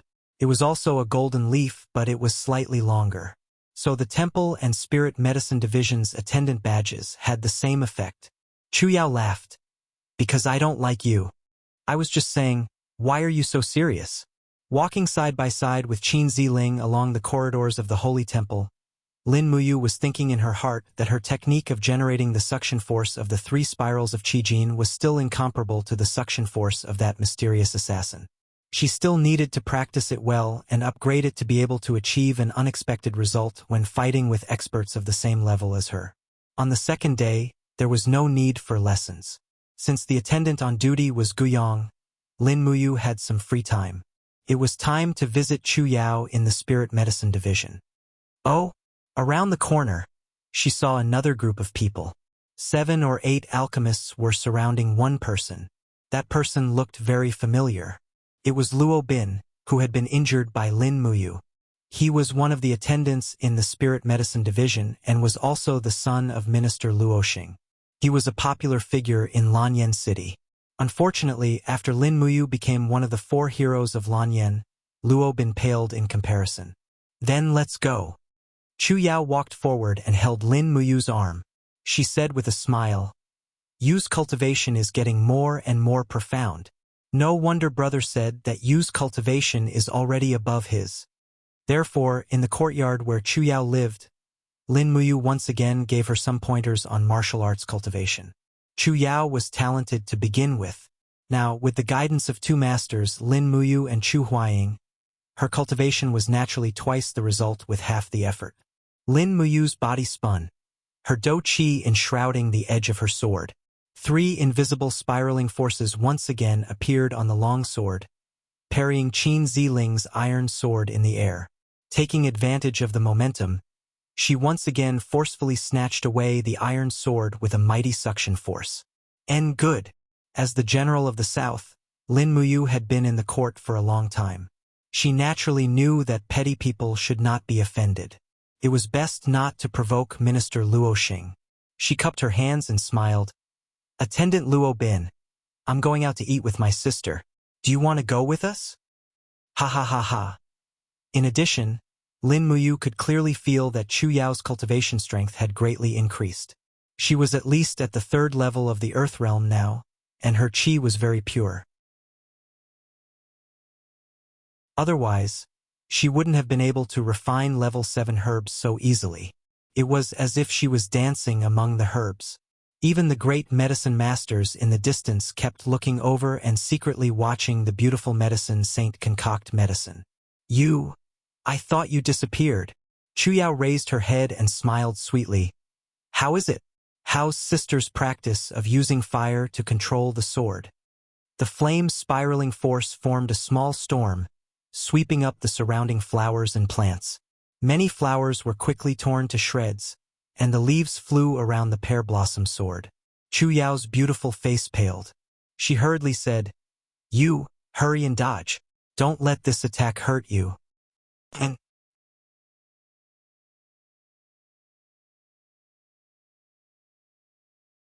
Chapter 249. Lin Muyu was a practical person. Since they were out for a meal, they had to eat meat. So, she invited Chu Yao to eat a table full of meat. They were rich now anyway, so mutton, beef, pork knuckles, and more were all laid out on the table. Chu Yao was a diligent and thrifty girl, so she couldn't bear to waste these things. So, she urged Lin Muyu to eat.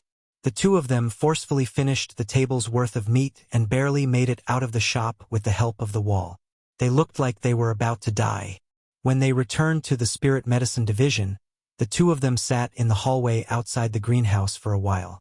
The Dragon Seeker Forest was a harsh winter, but Swallow Orchid City felt like it was already spring.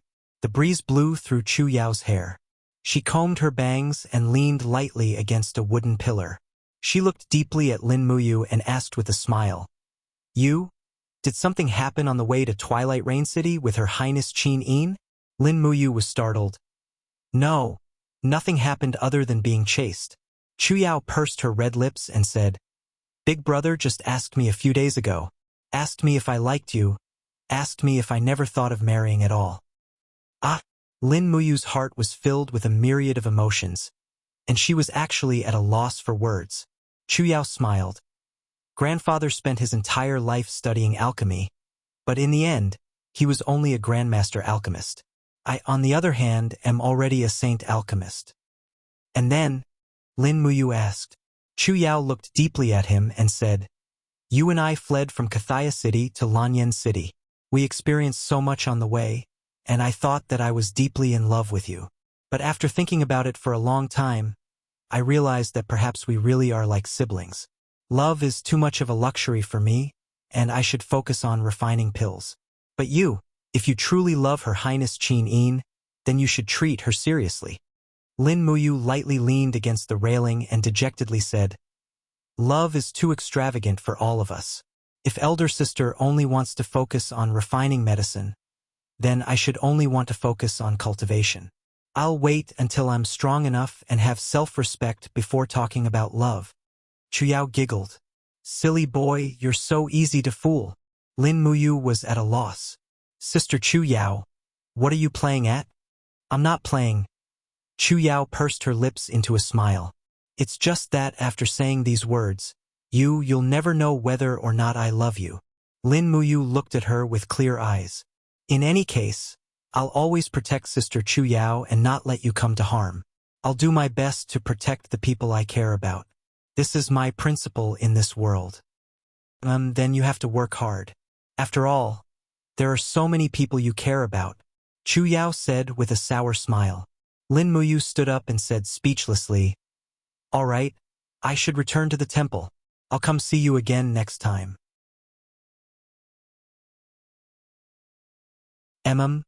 I'll see you off. All right.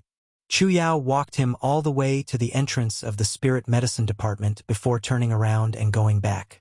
Lin Muyu walked straight to the entrance of the temple when he suddenly heard the sound of hooves behind him. It was a beautiful girl wearing the golden emblem of the Imperial Merchant Company. She dismounted and said with a smile, Lady Lin Muyu, please wait a moment. Oh? Lin Muyu turned around and looked at the girl. She looked a little familiar, but she was not sure who she was. She asked, Miss, do we know each other? Lady Lin Muyu doesn't remember me anymore. The girl smiled and tilted her head to look at Lin Muyu. Have you forgotten me from the last auction? I'm the host of the auction. Panzyridium, do you remember me? Panzyridium. Lin Muyu was slightly stunned. She cupped her fists and said respectfully, Oh, it's Panzyridium, the daughter of Pan Dingtian, the leader of the Imperial Merchant Company. My apologies for not recognizing you. You're too polite. Panzyridium walked forward and took out a golden invitation card. She smiled and said, I'm here for this. Tomorrow morning, the Imperial Merchant Company's auction house will be selling a batch of baby beasts and some pet eggs. Most of these baby beasts are hunted from the jungles of Lingnan. If they're tamed, they can become good pets. If Lady Lin Muyu is interested, please come. We'll invite all the diamond card customers. Lin Muyu took the invitation card and nodded with a smile. All right, I'll go. Thank you for making this trip personally, Lady Panzyridium. You're welcome. I'll head back now. The Imperial Merchant Company welcomes you tomorrow, lady. Okay. Lin Muyu put the invitation card into her Chenkuan bag. She was full of ambition. She did not manage to obtain a satisfactory pet with her animal taming skill in the dragon-seeking forest. Would this Imperial Merchant Company's auction be an opportunity? However, those baby beast souls should be relatively weak. She probably could not tame them with her powerful soul. Thinking of this, she could not help but sigh. Forget it. She would go and take a look tomorrow.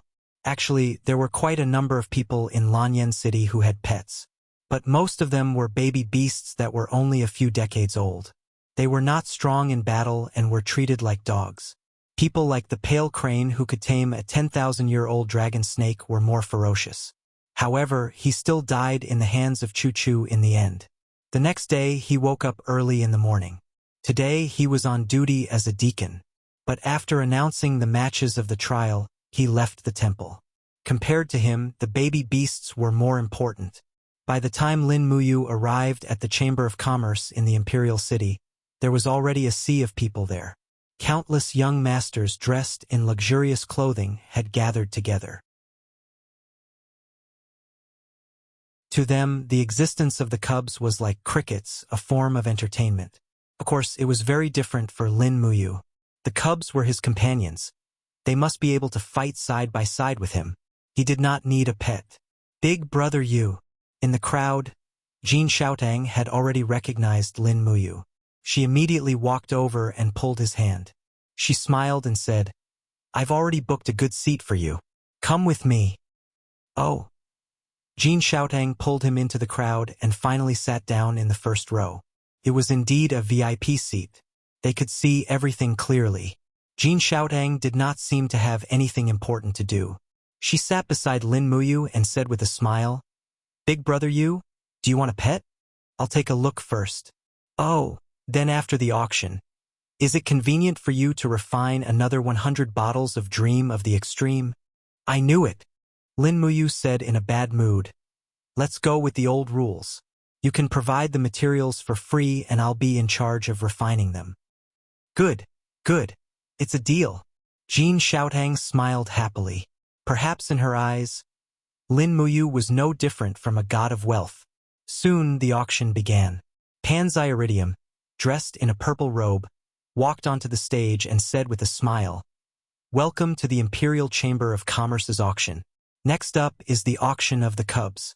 First, the first cub, a 3-month-old silver-furred wolf." She carefully took a wolf cub from a servant's hands and gently stroked its head, saying, "Fast wolves are nimble and can help their master hunt after they mature. They can also guard the house. Moreover, this wolf's mother is a 3,200-year-old silver-furred wolf, so it will definitely grow up to be quite strong. Customers who want it can start bidding now. The starting price is 500 Jin coins." Everyone on the stage started bidding, but Lin Muyu was not interested at all. Even the snow leopard could not withstand her soul, so buying this wolf cub would only be sending it to its death. In the end, the silver-furred wolf was sold for 1,200 Jin coins. The young masters of the imperial city were indeed rich. After that, another dozen or so spirit beasts were auctioned off. Most of them were beast cubs that were less than 3 years old, ranging from wolves to dragon snakes. Lin Muyu couldn't help but sigh. The people of the imperial city even dared to raise the cubs of fierce beasts like dragons and snakes. They really didn't care about their lives. It was a pity that these people didn't know how to tame beasts. At most, they could raise these spirit beasts like raising dogs, but they couldn't bring out the true power of the spirit beasts. In the blink of an eye, 2 hours had passed and the spirit beast cubs were all sold out. Panzai Iridium swayed her hips as she walked onto the stage and continued to smile. Next, this little girl will introduce the eggs of our Ling Nan spirit beasts. Here, the first one is an earth lizard egg. She pointed at a giant egg on the stage and said, "The egg is a pinkish white, which means it's about to hatch. As long as the temperature is high enough, a fierce and cute earth lizard will hatch. Customers who want it, please start bidding. The starting price is 200 Jin coins." It was obvious that eggs were not as expensive as beast cubs. Lin Muyu continued to wait patiently as she used the spirit pulse technique to feel the strength of the spirit beasts inside the eggs. However, she found that each one was weaker than the last and couldn't be used at all. After selling a dozen or so spirit beast eggs, Panzai Iridium finally smiled and said, "Now it's time for our finale. Men, bring out the sacred object." A brawny man walked up with a black spirit beast egg that was about 1/2 meter in diameter in his arms. He placed the egg on the table and announced with a smile, "This is a spirit beast egg that we found in the volcanic mountain range of Linкong province in the southern ridge. It's not cooked even after being roasted at high temperature. Hee, there are dragon patterns on the shell, so our appraiser has concluded that this is a spirit beast egg of the dragon family. At the very least, it's an infant of the umbrella dragon level, and it has a high chance of hatching it. This is a once-in-a-blue-moon opportunity. Customers who want it, please bid. The starting price is 10,000 Jin coins." The crowd immediately burst into an uproar. A man dressed in luxurious clothes immediately said with a smile, "Miss Panzai Iridium, even a burnt egg like this costs 10,000 Jin coins. Does the Imperial Capital Chamber of Commerce have nothing better to offer?" Panzai Iridium blushed but did not respond. However, Lin Muyu frowned. Under the spirit pulse technique, she could actually sense an extremely strong soul fluctuation coming from the eggshell. The strength of the soul was extremely strong. The voice of the 7 luminaries demon emperor came from Ehai. "Lin Ruoji, this is a Spinosaurus that's about to hatch. Buy it. With your psychic ability, you'll definitely be able to hatch it." "Is that so?" Lin Muyu did not care about being called Lin Ruoji anymore. She raised her hand and calmly said, 20,000 Jin coins.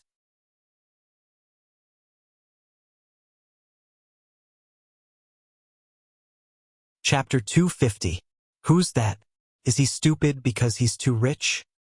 Yeah, how dare he buy such a charred lump of metal? Is he crazy? He must be dreaming that he can hatch a divine dragon. Haha, idiot. Amidst the booing, Lin Muyu reiterated, 20,000 Jin coins. I want this egg. No one else bid.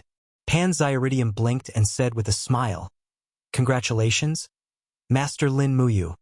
This dragon spiritual beast egg belongs to you now. I hope you hatch your baby dragon soon, so that everyone in Lanyan City will be amazed. Thank you. Lin Muyu stood up and went backstage to complete the transaction. Although Jin Xiaotang was confused, she still followed behind Lin Muyu. She couldn't help but ask, Brother Ayu, logically speaking, a bloodthirsty tiger or a dragon snake cub would be far more useful than this dragon egg. Dragons have been extinct on the continent for many years, and the only ones that are still alive are some pseudo-dragons such as umbrella dragons and earth dragons. It's also very difficult for them to hatch and survive. I'm afraid your 20,000 Jinin coins is already a loss. Lin Muyu could not help but laugh. Don't worry, I won't make a loss.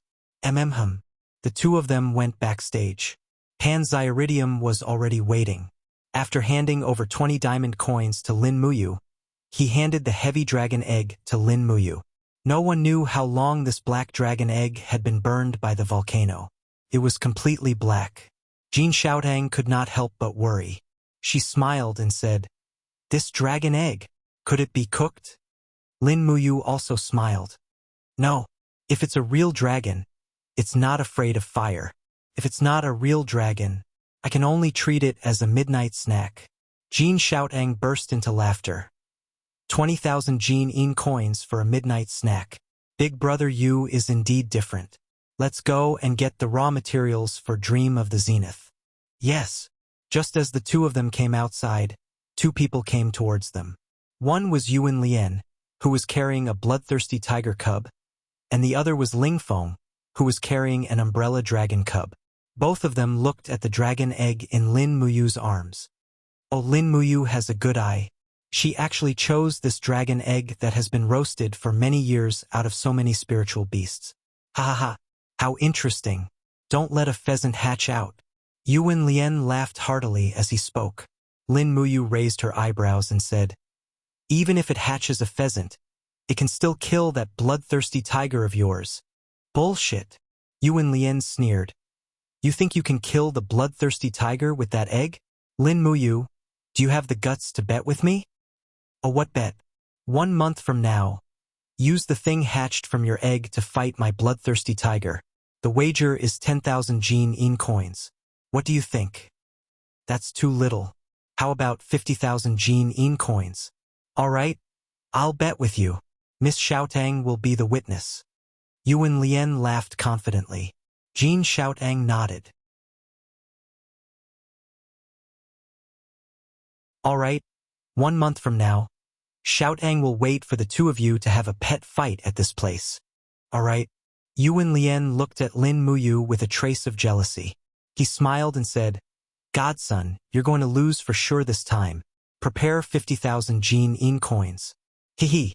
If you really don't have any money, go ask your godfather for more. However, Lin Muyu laughed heartily. There was undisguised disdain in her eyes as she turned around and followed Jin Xiaotang to the medicine store.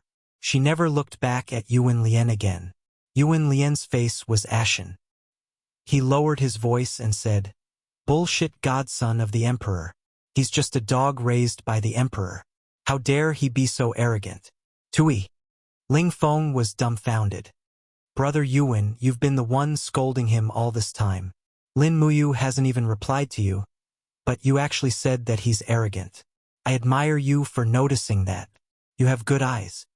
By the time they returned to the holy temple, it was already close to dusk. They asked the servants to send dinner to their rooms. Then they nervously placed the black lump on the table. Their fingers tapped on it a few times, but there was no response. They couldn't help but worry that their money had been wasted. They took out a clean towel and carefully wrapped the dragon egg. Then, they placed it by the fireplace and relied on the warmth of the fireplace to keep it warm. At this moment, the 7 luminaries demon emperor in Ehai suddenly laughed loudly. Idiot! Do you think you can hatch the dragon egg like this? What else do you want? Lin Muyu asked in return. The 7 luminaries demon emperor said, "Dragons are spiritual creatures condensed from the essence of heaven and earth. They are said to be the closest existence to God. Every true dragon can withstand the heat of fire. How can you hatch the dragon egg with that little heat?" Lin Muyu's heart skipped a beat. "You're saying the dragon in this dragon egg is a true dragon? Ha ha ha. Idiot Lin Ruoji. Can't you feel the power of the true dragon? That's right, you're just a mortal unlike me who has a godhood. Heh, it's normal that you can't feel the dragon's aura." "Don't call me Lin Ruoji." Lin Muyu roared in her heart. She moved the dragon egg closer to the fireplace. It was getting hot. "That's more like it," the 7 luminaries demon emperor said. "In another 2 or 3 days, it should hatch a young dragon. However, young dragons have a good appetite. Have you prepared food?" "Prepared what?" "Chicken, but it can't be a weak chicken. That will affect the development of the young dragon." "Ha ha ha ha. F***ck. Lin Muyu cursed in her heart.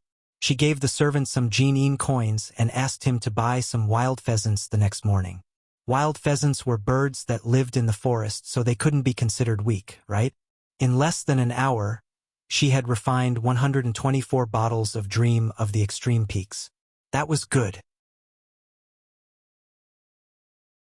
She would give 100 bottles to Jin Xiaotang to auction and give the rest to Luo Yu to distribute to the soldiers with better potential in the Longdan army camp.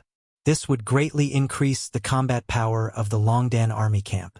The stronger the combat power of the Longdan army camp, the stronger Lin Muyu's backing would be. The next day, Lin Muyu gave the Dream of the Extreme Peaks to Jin Xiaotang.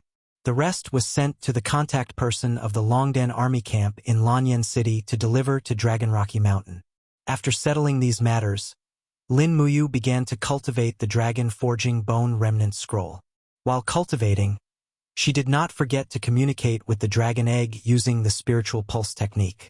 However, the young dragon in the dragon egg did not seem to respond at all. For the whole night, Lin Muyu used the spiritual chapter of the beast taming technique to communicate with the dragon egg. However, it was to no avail. It was not until early in the morning when the wild pheasants in the room began to crow. Suddenly, the spiritual sense in Lin Muyu's mind trembled slightly. It was as if a faint warmth had awakened in the dragon egg. Buzz! Lin Muyu's spiritual sense entered the dragon egg. It was as if she had entered a chaotic space. Not far away, she saw a giant dragon covered in red scales circling in the air with its claws and fangs bared. A pair of merciless eyes stared at her. A dragon that could fly in the air? Could the dragon in this dragon egg really be the legendary true dragon? Roar! The giant dragon roared angrily and suddenly rushed down. It opened its mouth and swallowed Lin Muyu's spiritual sense. The spiritual chapter must not conflict with the spiritual sense of a spirit beast. Do not resist it. Lin Muyu's spiritual sense spread out its arms in the chaotic space and allowed the giant dragon to swallow him. He only felt his body suddenly relax as if he had entered another space. Was he swallowed? No, he was not swallowed. He had entered the giant dragon's spiritual sense. Roar! In the chaotic space, the giant dragon danced wildly in the air. Lightning flashed and thunder rumbled. It seemed to be in great pain as it howled miserably. Suddenly, there were signs of a volcano eruption in the air. Countless scorching lava and lava dust fell from the sky and swallowed the giant dragon in the next moment. However, that mournful howl still echoed in the air. Was this the fate of this dragon egg? Lin Muyu opened her hands, and the golden gourd martial soul came out of her body. Battle energy swirled around and blew away the lava dust. However, the giant dragon's body kept shrinking in the lava and finally became a young dragon about the size of a puppy. Lin Muyu opened her hands, and the golden gourd vine lifted it up. The little dragon whimpered and shook its little head helplessly as it walked towards Lin Muyu. It leaned its head on his arm and fell into a deep sleep. This was a state where the soul of a spiritual beast and a human were completely in sync. Lin Muyu could feel the helplessness and fear in the heart of the little dragon. The little dragon could also feel Lin Muyu's desire to protect it. In an instant, it reached the highest state of the psychic art. After an unknown period of time, a light suddenly flashed. Lin Muyu's spiritual sense was pulled out of the little dragon's spiritual sense, and the next moment, it was pulled out of the dragon egg and returned to her body. Lin Muyu let out a long sigh. This was simply too taxing on her soul force. In just a short period of time, it felt like a few centuries had passed. Her soul force was almost completely sucked dry by the little dragon. She needed a good sleep to recover her soul force. Looking at the dragon egg by the fireplace, Lin Muyu could not help but smile warmly. It was as if he could already see a little life growing rapidly in the dragon egg and would soon break out of the shell. There was a feeling of dizziness in her head. She was too tired. She closed her eyes and quickly fell asleep. After a good night's sleep, when Lin Muyu woke up, sunlight shone in through the gap of the curtains. A warm feeling spread around her body. Lin Muyu did not open her eyes, but she quickly realized that this warmth did not seem to be as simple as sunlight. There seemed to be something licking her palm. She hurriedly opened her eyes and saw a young dragon the length of an arm coiled by the side of the bed. It stuck out its red tongue and licked her palm. This young dragon looked like a pangolin.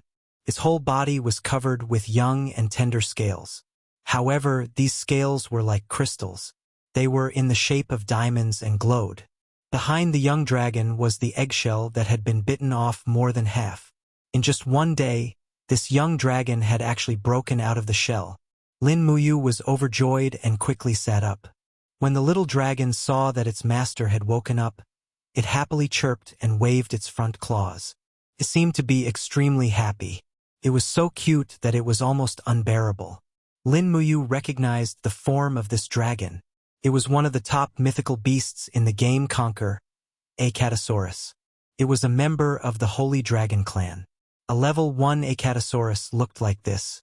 She did not expect that she would really get a mythical beast in the real world. This time, she really picked up a treasure.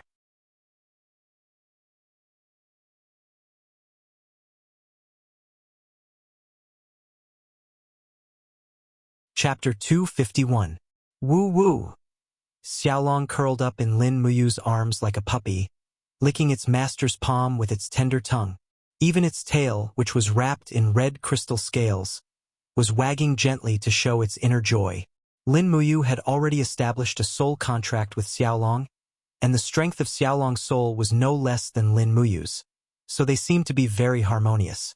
Lin Muyu got up happily and took out a wild pheasant from the cage.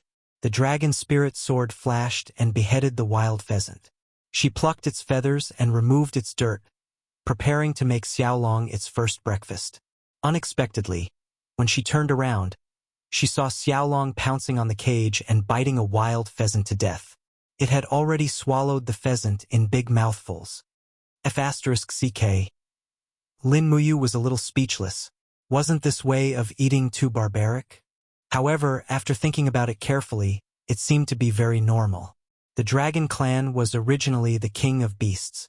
At the end of the day, they were still a type of ferocious beast. This was how they ate their food. If Lin Muyu purposely made a plate of large plate chicken for the dragon clan, it would probably destroy the dragon clan's nature. At this moment, there was a sudden knock on the door, followed by Lei Hong's voice. "You? Are you awake? Something big has happened. One of the imperial guards, Lord Chu Huayin, is looking for you." Lin Muyu was shocked and hurriedly gestured for Xiaolong to hide. "Wu?" Xiaolong protested with its mouth wide open, as if it was still not full. However, it still hid under the bed with half a chicken in its mouth and ate it heartily under the bed. Opening the door, Lin Muyu said respectfully, "Great Deacon, what happened? Why is Brother Chu looking for me so early in the morning?" "I don't know either." Lei Hong held the Great Deacon's scepter in his hand. Suddenly, his eyes lit up and he smiled. "You have a guest here?" No. "Hey, is that so?" Raham narrowed his eyes. "Although Grandpa's spiritual sense isn't as sharp as yours, I am still a Saint Realm cultivator. Do you know that there is an extremely strong dragon aura in your room?" Seeing that she couldn't hide it anymore, Lin Muyu was speechless. Then, "Grandpa, come in." When Ham entered the room, Lin Muyu immediately closed the door. With a soft call, the little dragon crawled out, licking its tongue. There were even a few chicken feathers at the corner of its mouth. It looked at Ham with its big round eyes and let out a loud howl. Unfortunately, its voice was immature, and it didn't sound like a dragon's howl. It still sounded like a puppy's. But what kind of person was Ham? He was an experienced and knowledgeable grand deacon of the temple. After squinting at the little dragon for a while, Lei Hong's heart was filled with shock. He turned to look at Lin Muyu and asked, Where did this dragon come from?" "I bought it from the Imperial Merchant Guild for 20,000 Jinine coins. It is said to be a dragon egg dug out from a volcanic area. It should be at least 10,000 years old. I was lucky and actually hatched it." Lin Muyu replied honestly. Ham was ecstatic. This is too shocking. You should know that this Acatosaurus is a member of the ancient sacred dragon clan. The status is second only to the five-clawed golden true dragon. Everyone thought that Acatosaurus had gone extinct along with the five-clawed golden true dragon. You actually managed to get one. This is too shocking. Lin Muyu was stunned. "Grand Deacon, if I bring this dragon out as a shareholder, wouldn't it attract too much attention? That won't happen." Ham stroked his white beard and smiled. "The young Acatosaurus is not much different from a fire salamander. It will only display its true dragon aura when it reaches adulthood. If you really want to bring it out, you can lie and say that it is a fire salamander. I believe that no one will be able to tell the difference. However, it is better not to show it off in front of others. It is a pity." "What is a pity?" "The Acatosaurus is a branch of the ancient sacred dragon.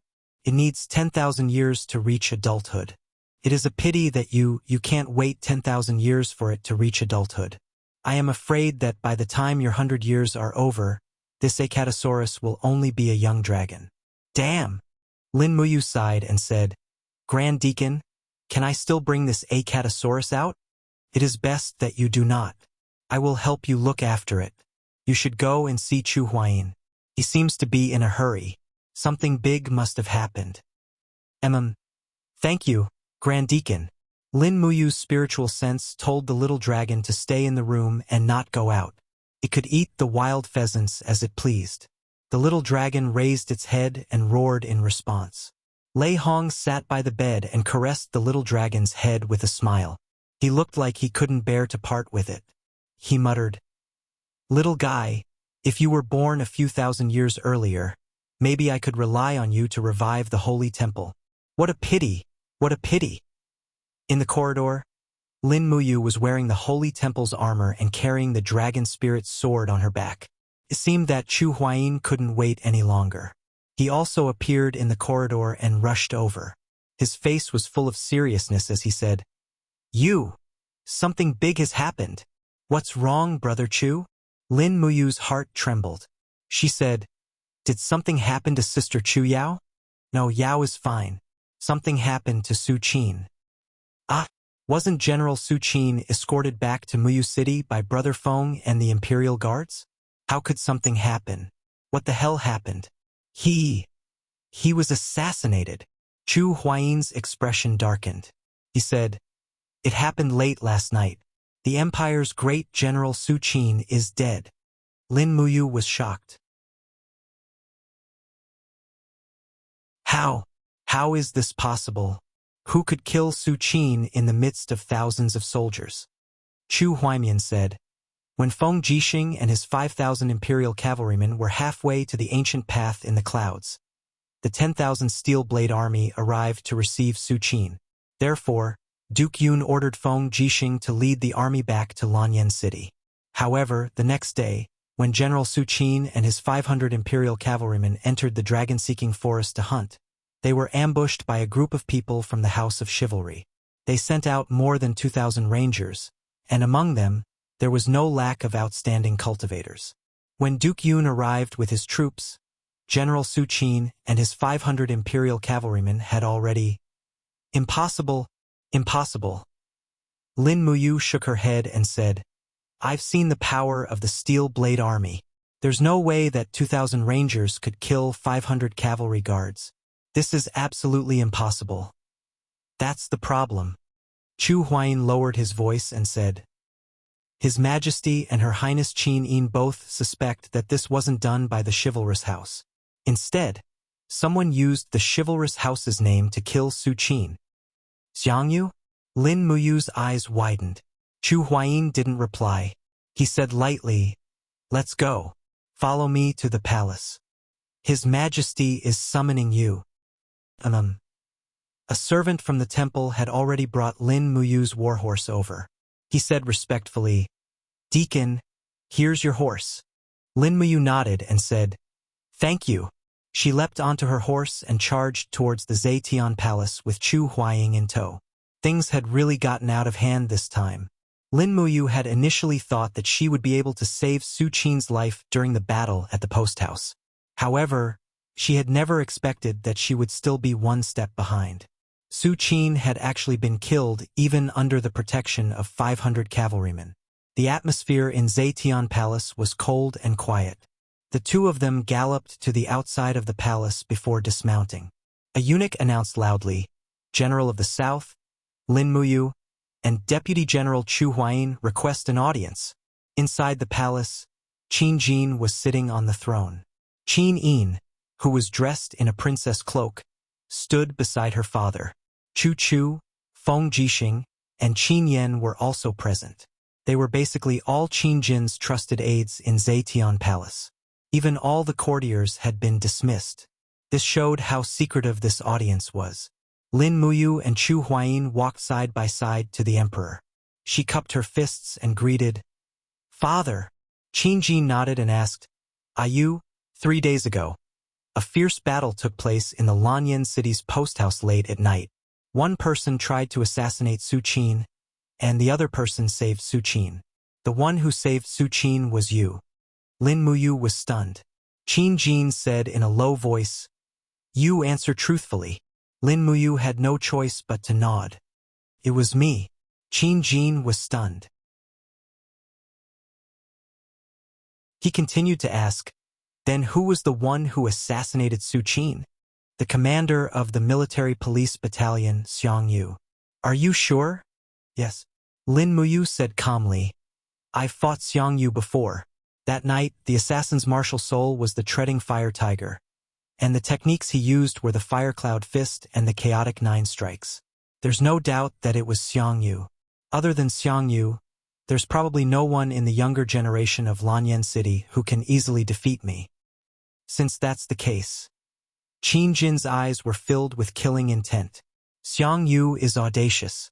He can be so insolent just because he is the descendant of the war god Xiang Wentian. He is truly despicable. Feng Jixing, what do you think we should do?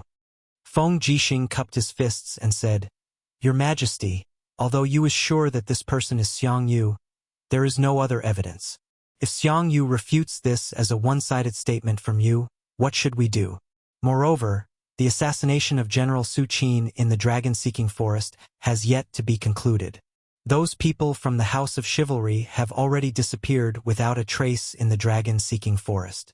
If we hold Xiangyu accountable now, it will be unjustifiable. Qin Jin suddenly slammed his dragon throne and said angrily, Are we powerless to stop Xiangyu from killing my general? Feng Jixing hurriedly knelt on one knee and said, That's not what I meant. Get up. It's fine now. Qin Jin rubbed the space between his brows. He seemed to have aged a few more years and said, Su Qin is Xiao Yin's uncle and Empress Su Yun's elder brother. Su Qin's murder has shaken the world. We have no choice but to take action. Chu Chu, you are the princess's grand tutor. What do you think we should do about this? Chu Chu cupped his fists at the side and said, Investigate all of Xiangyu's movements these 3 days in detail. Also, send someone to console Duke Yun. Duke Yun has lost his son in his old age. This is a great pain in the world. Qin Jin nodded and said, Feng Jixing, we grant you special privileges and bestow upon you the monarch's golden order. You have full authority to investigate Xiangyu. Qin Yen, bring generous gifts and our imperial edict to Muyu City. Console Duke Yun and confer Su Qin the posthumous title of Jingyuan Marquis. Yunzhong province's taxes will also be pardoned for a year. Feng Jixing and Qin Yen cupped their fists at the same time and said, "Yes, your majesty." Lin Muyu was startled. She asked, "Royal father, what about me?" Qin Jin looked at him and said, "General Su Qin was assassinated. Originally, your little sister Xiao Yin and I should have gone to attend the funeral. However, royal father is already old and his health is not good. He can't stand the rush along the way. Feng Jixing and Qin Yen already have their own missions, so Xiao Yin can't go attend the funeral. It's too unsafe. You, accompany Xiao Yin well these few days. Whatever she wants to do, just allow her. We are tired. All of you can withdraw." "Yes."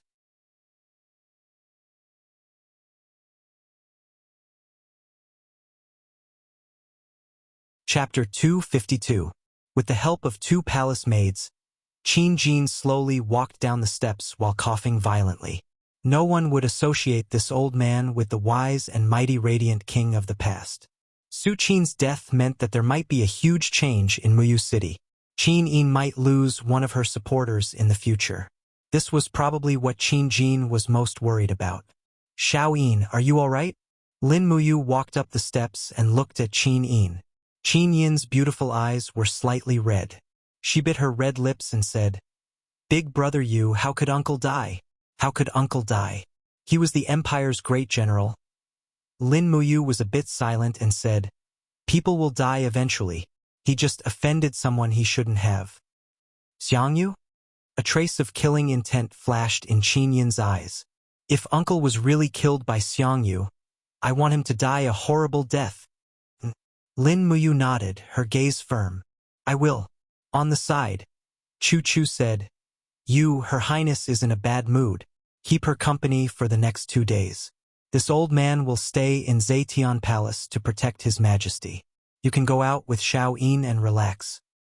"And I know Chu." Then this old man will go. I won't disturb the 2 of you." Chu Chu's words made Qin Yin blush. She looked up at Lin Muyu and bit her red lips. She thought of Su Qin's tragic death and said, "Big brother Yu, let's go to the imperial hunting grounds to relax?" And, "Okay, when are we going?" "We'll leave in the afternoon." "Okay, let me get ready." "Okay, then I'll wait for you in Zetian Palace at noon. Also, send someone to bring Xiaoxi over. We'll go together." And Lin Muyu turned around and saw Chu Huayin cupping his fists. General Chu Huayin will obey General Lin's orders. Although Chu Huayin was the commander of the Dragon Guards, he was only a 5th-rank deputy general. He was 1 rank lower than Lin Muyu, so he spoke very respectfully. Lin Muyu didn't say much. She said, "Big brother Chu, Her Highness Yin is going to hunt. We must ensure her safety. How many people can you mobilize on your side?" "About 2,000 royal guards." "All right, bring them all." "Yes." Lin Muyu pondered for a moment and went outside the door. She found an eagle guard and ordered, "Go to the Eagle Nest camp immediately and order Wei Chou to lead 50 eagle guards to Zetian Palace and await further orders. Bring enough white drill arrows." "Yes, my lady."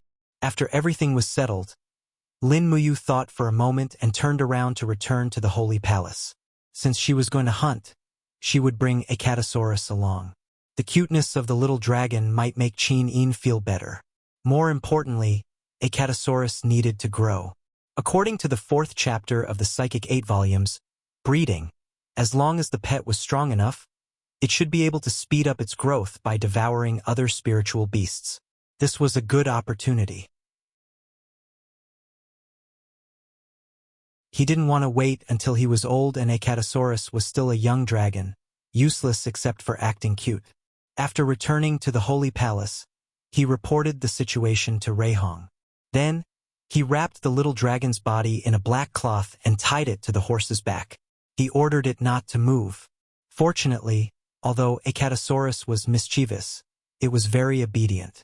It laid in the cloth bag and soon, it started snoring softly. It had actually fallen asleep. When he returned to the Holy Palace, Tang Xiaoxi had already arrived. After having a quick meal, they set off for the royal hunting ground. The royal hunting ground was located in the dragon-seeking forest. Most of the spiritual beasts in the hunting ground did not exceed 3,000 years of lifespan. The hunting ground was surrounded by soldiers armed with bows and arrows. As long as the spiritual beasts in the hunting ground tried to escape, these soldiers would use torches and bows to threaten them. When there were so many people, even the strongest spiritual beasts would be frightened and retreat, let alone a spiritual beast that was only a few thousand years old. More than 2,000 people left the city in a grandiose manner. Qin Yin and Tang Xiaoxi were both sitting in the carriage. Lin Muyu held onto the hilt of her sword and rode her horse to guard one side. Chu Huayin guarded the other side. Wei Chou, Xiahou Sang, and the others followed closely behind them. In particular, the group of archers that Wei Chou brought with him were all filled with arrows. The arrowheads glowed with a white luster, which was the special characteristic of the white diamond arrows. The reason why Lin Muyu dared to escort Qin Yin with such a small number of troops was mainly because of the white diamond arrows. The sharpness of the white diamond arrows, Wei Chou's unfailing accuracy, and Lin Muyu and Chu Huayin's strength were enough to kill them even if Zhang Yifan personally led the Divine Might Battalion to fight them. The white diamond arrows could pierce through battle armor, and they were destined to be the nemesis of Saint Realm experts. They arrived at the Imperial hunting ground at dusk. The journey was very smooth, and they didn't make any mistakes. That night, they arranged for Qin Yin and Tang Xiaoxi to stay in the hunting ground's temporary imperial residence. In fact, it was called a temporary imperial residence, but it was just a small castle. The 2,000 imperial guards set up camp around the temporary imperial residence. There were originally 300 soldiers guarding the temporary imperial residence, but now there were nearly 2,400 soldiers guarding the place. It was much safer. When Lin Muyu escorted Qin Yin and Tang Xiaoxi into the temporary imperial residence, the supervisor of the temporary imperial residence came forward and knelt on the ground. This lowly official, Zhou Tong, pays his respects to Your Highness Yin, and General Lin and General Chu. Qin Yin waved her hand. There's no need to be so polite. Rise. Zhou Tong hurriedly stood up and smiled. I'm glad to hear that Your Highness has arrived at the hunting ground. This lowly official has already ordered the servants to prepare a delicious and exquisite dinner. Your Highness can eat after a short rest. Qin Yin probably didn't have much of an appetite either. She tugged on Tang Xiaoxi's hand and said, Lord Zhou Tong, just arrange a room for me and Xiaoxi tonight. I will sleep with Xiaoxi. Yes, Your Highness. Chu Huaying, Wei Chou, and the others stood guard in the corridor. Lin Muyu carried a black bag on her back, which contained the sleeping little dragon. She followed Qin Yin and Tang Xiaoxi to the room and arranged for the imperial guards along the way to ensure their safety. Qin Yin had a lot on her mind and didn't say much until they entered the room. Her pet, the golden crag Swift Wolf, kept staring at the bag on Lin Muyu's back and growled softly. However, every time the little dragon in the bag moved and stretched, the golden crag Swift Wolf would immediately whimper and retreat a few steps. It looked both angry and scared, and it was simply too cowardly. Little wolf, what's wrong? Qin Yin was a little confused. She furrowed her brows and said, Brother you, is there something in the bag on your back? Why does my little wolf look so scared? What is it? Tang Xiaoxi sat on the soft bed and smiled. Yes, Mu. Why are you acting so mysterious? Lin Muyu pursed her lips and stood on the edge of the wall with her arms crossed. She smiled and said, 2 days ago, I went to the Imperial Chamber of Commerce to participate in their auction for baby spiritual beasts. That's why I bought a dragon egg. Baby spiritual beast auction? Tang Xiaoxi pouted and said with a smile, That's just a trick. There are so many nobles in Lanyan City who keep spiritual beasts, but in the end, the spiritual beasts either get lost, or they turn on their owners and are taken away by the inspection officers as supper. Mu, you're such a smart person. Why would you buy such a deceptive thing? Lin Muyu spread out her hands and said with a smile, But I really bought it. And the dragon egg hatched this morning.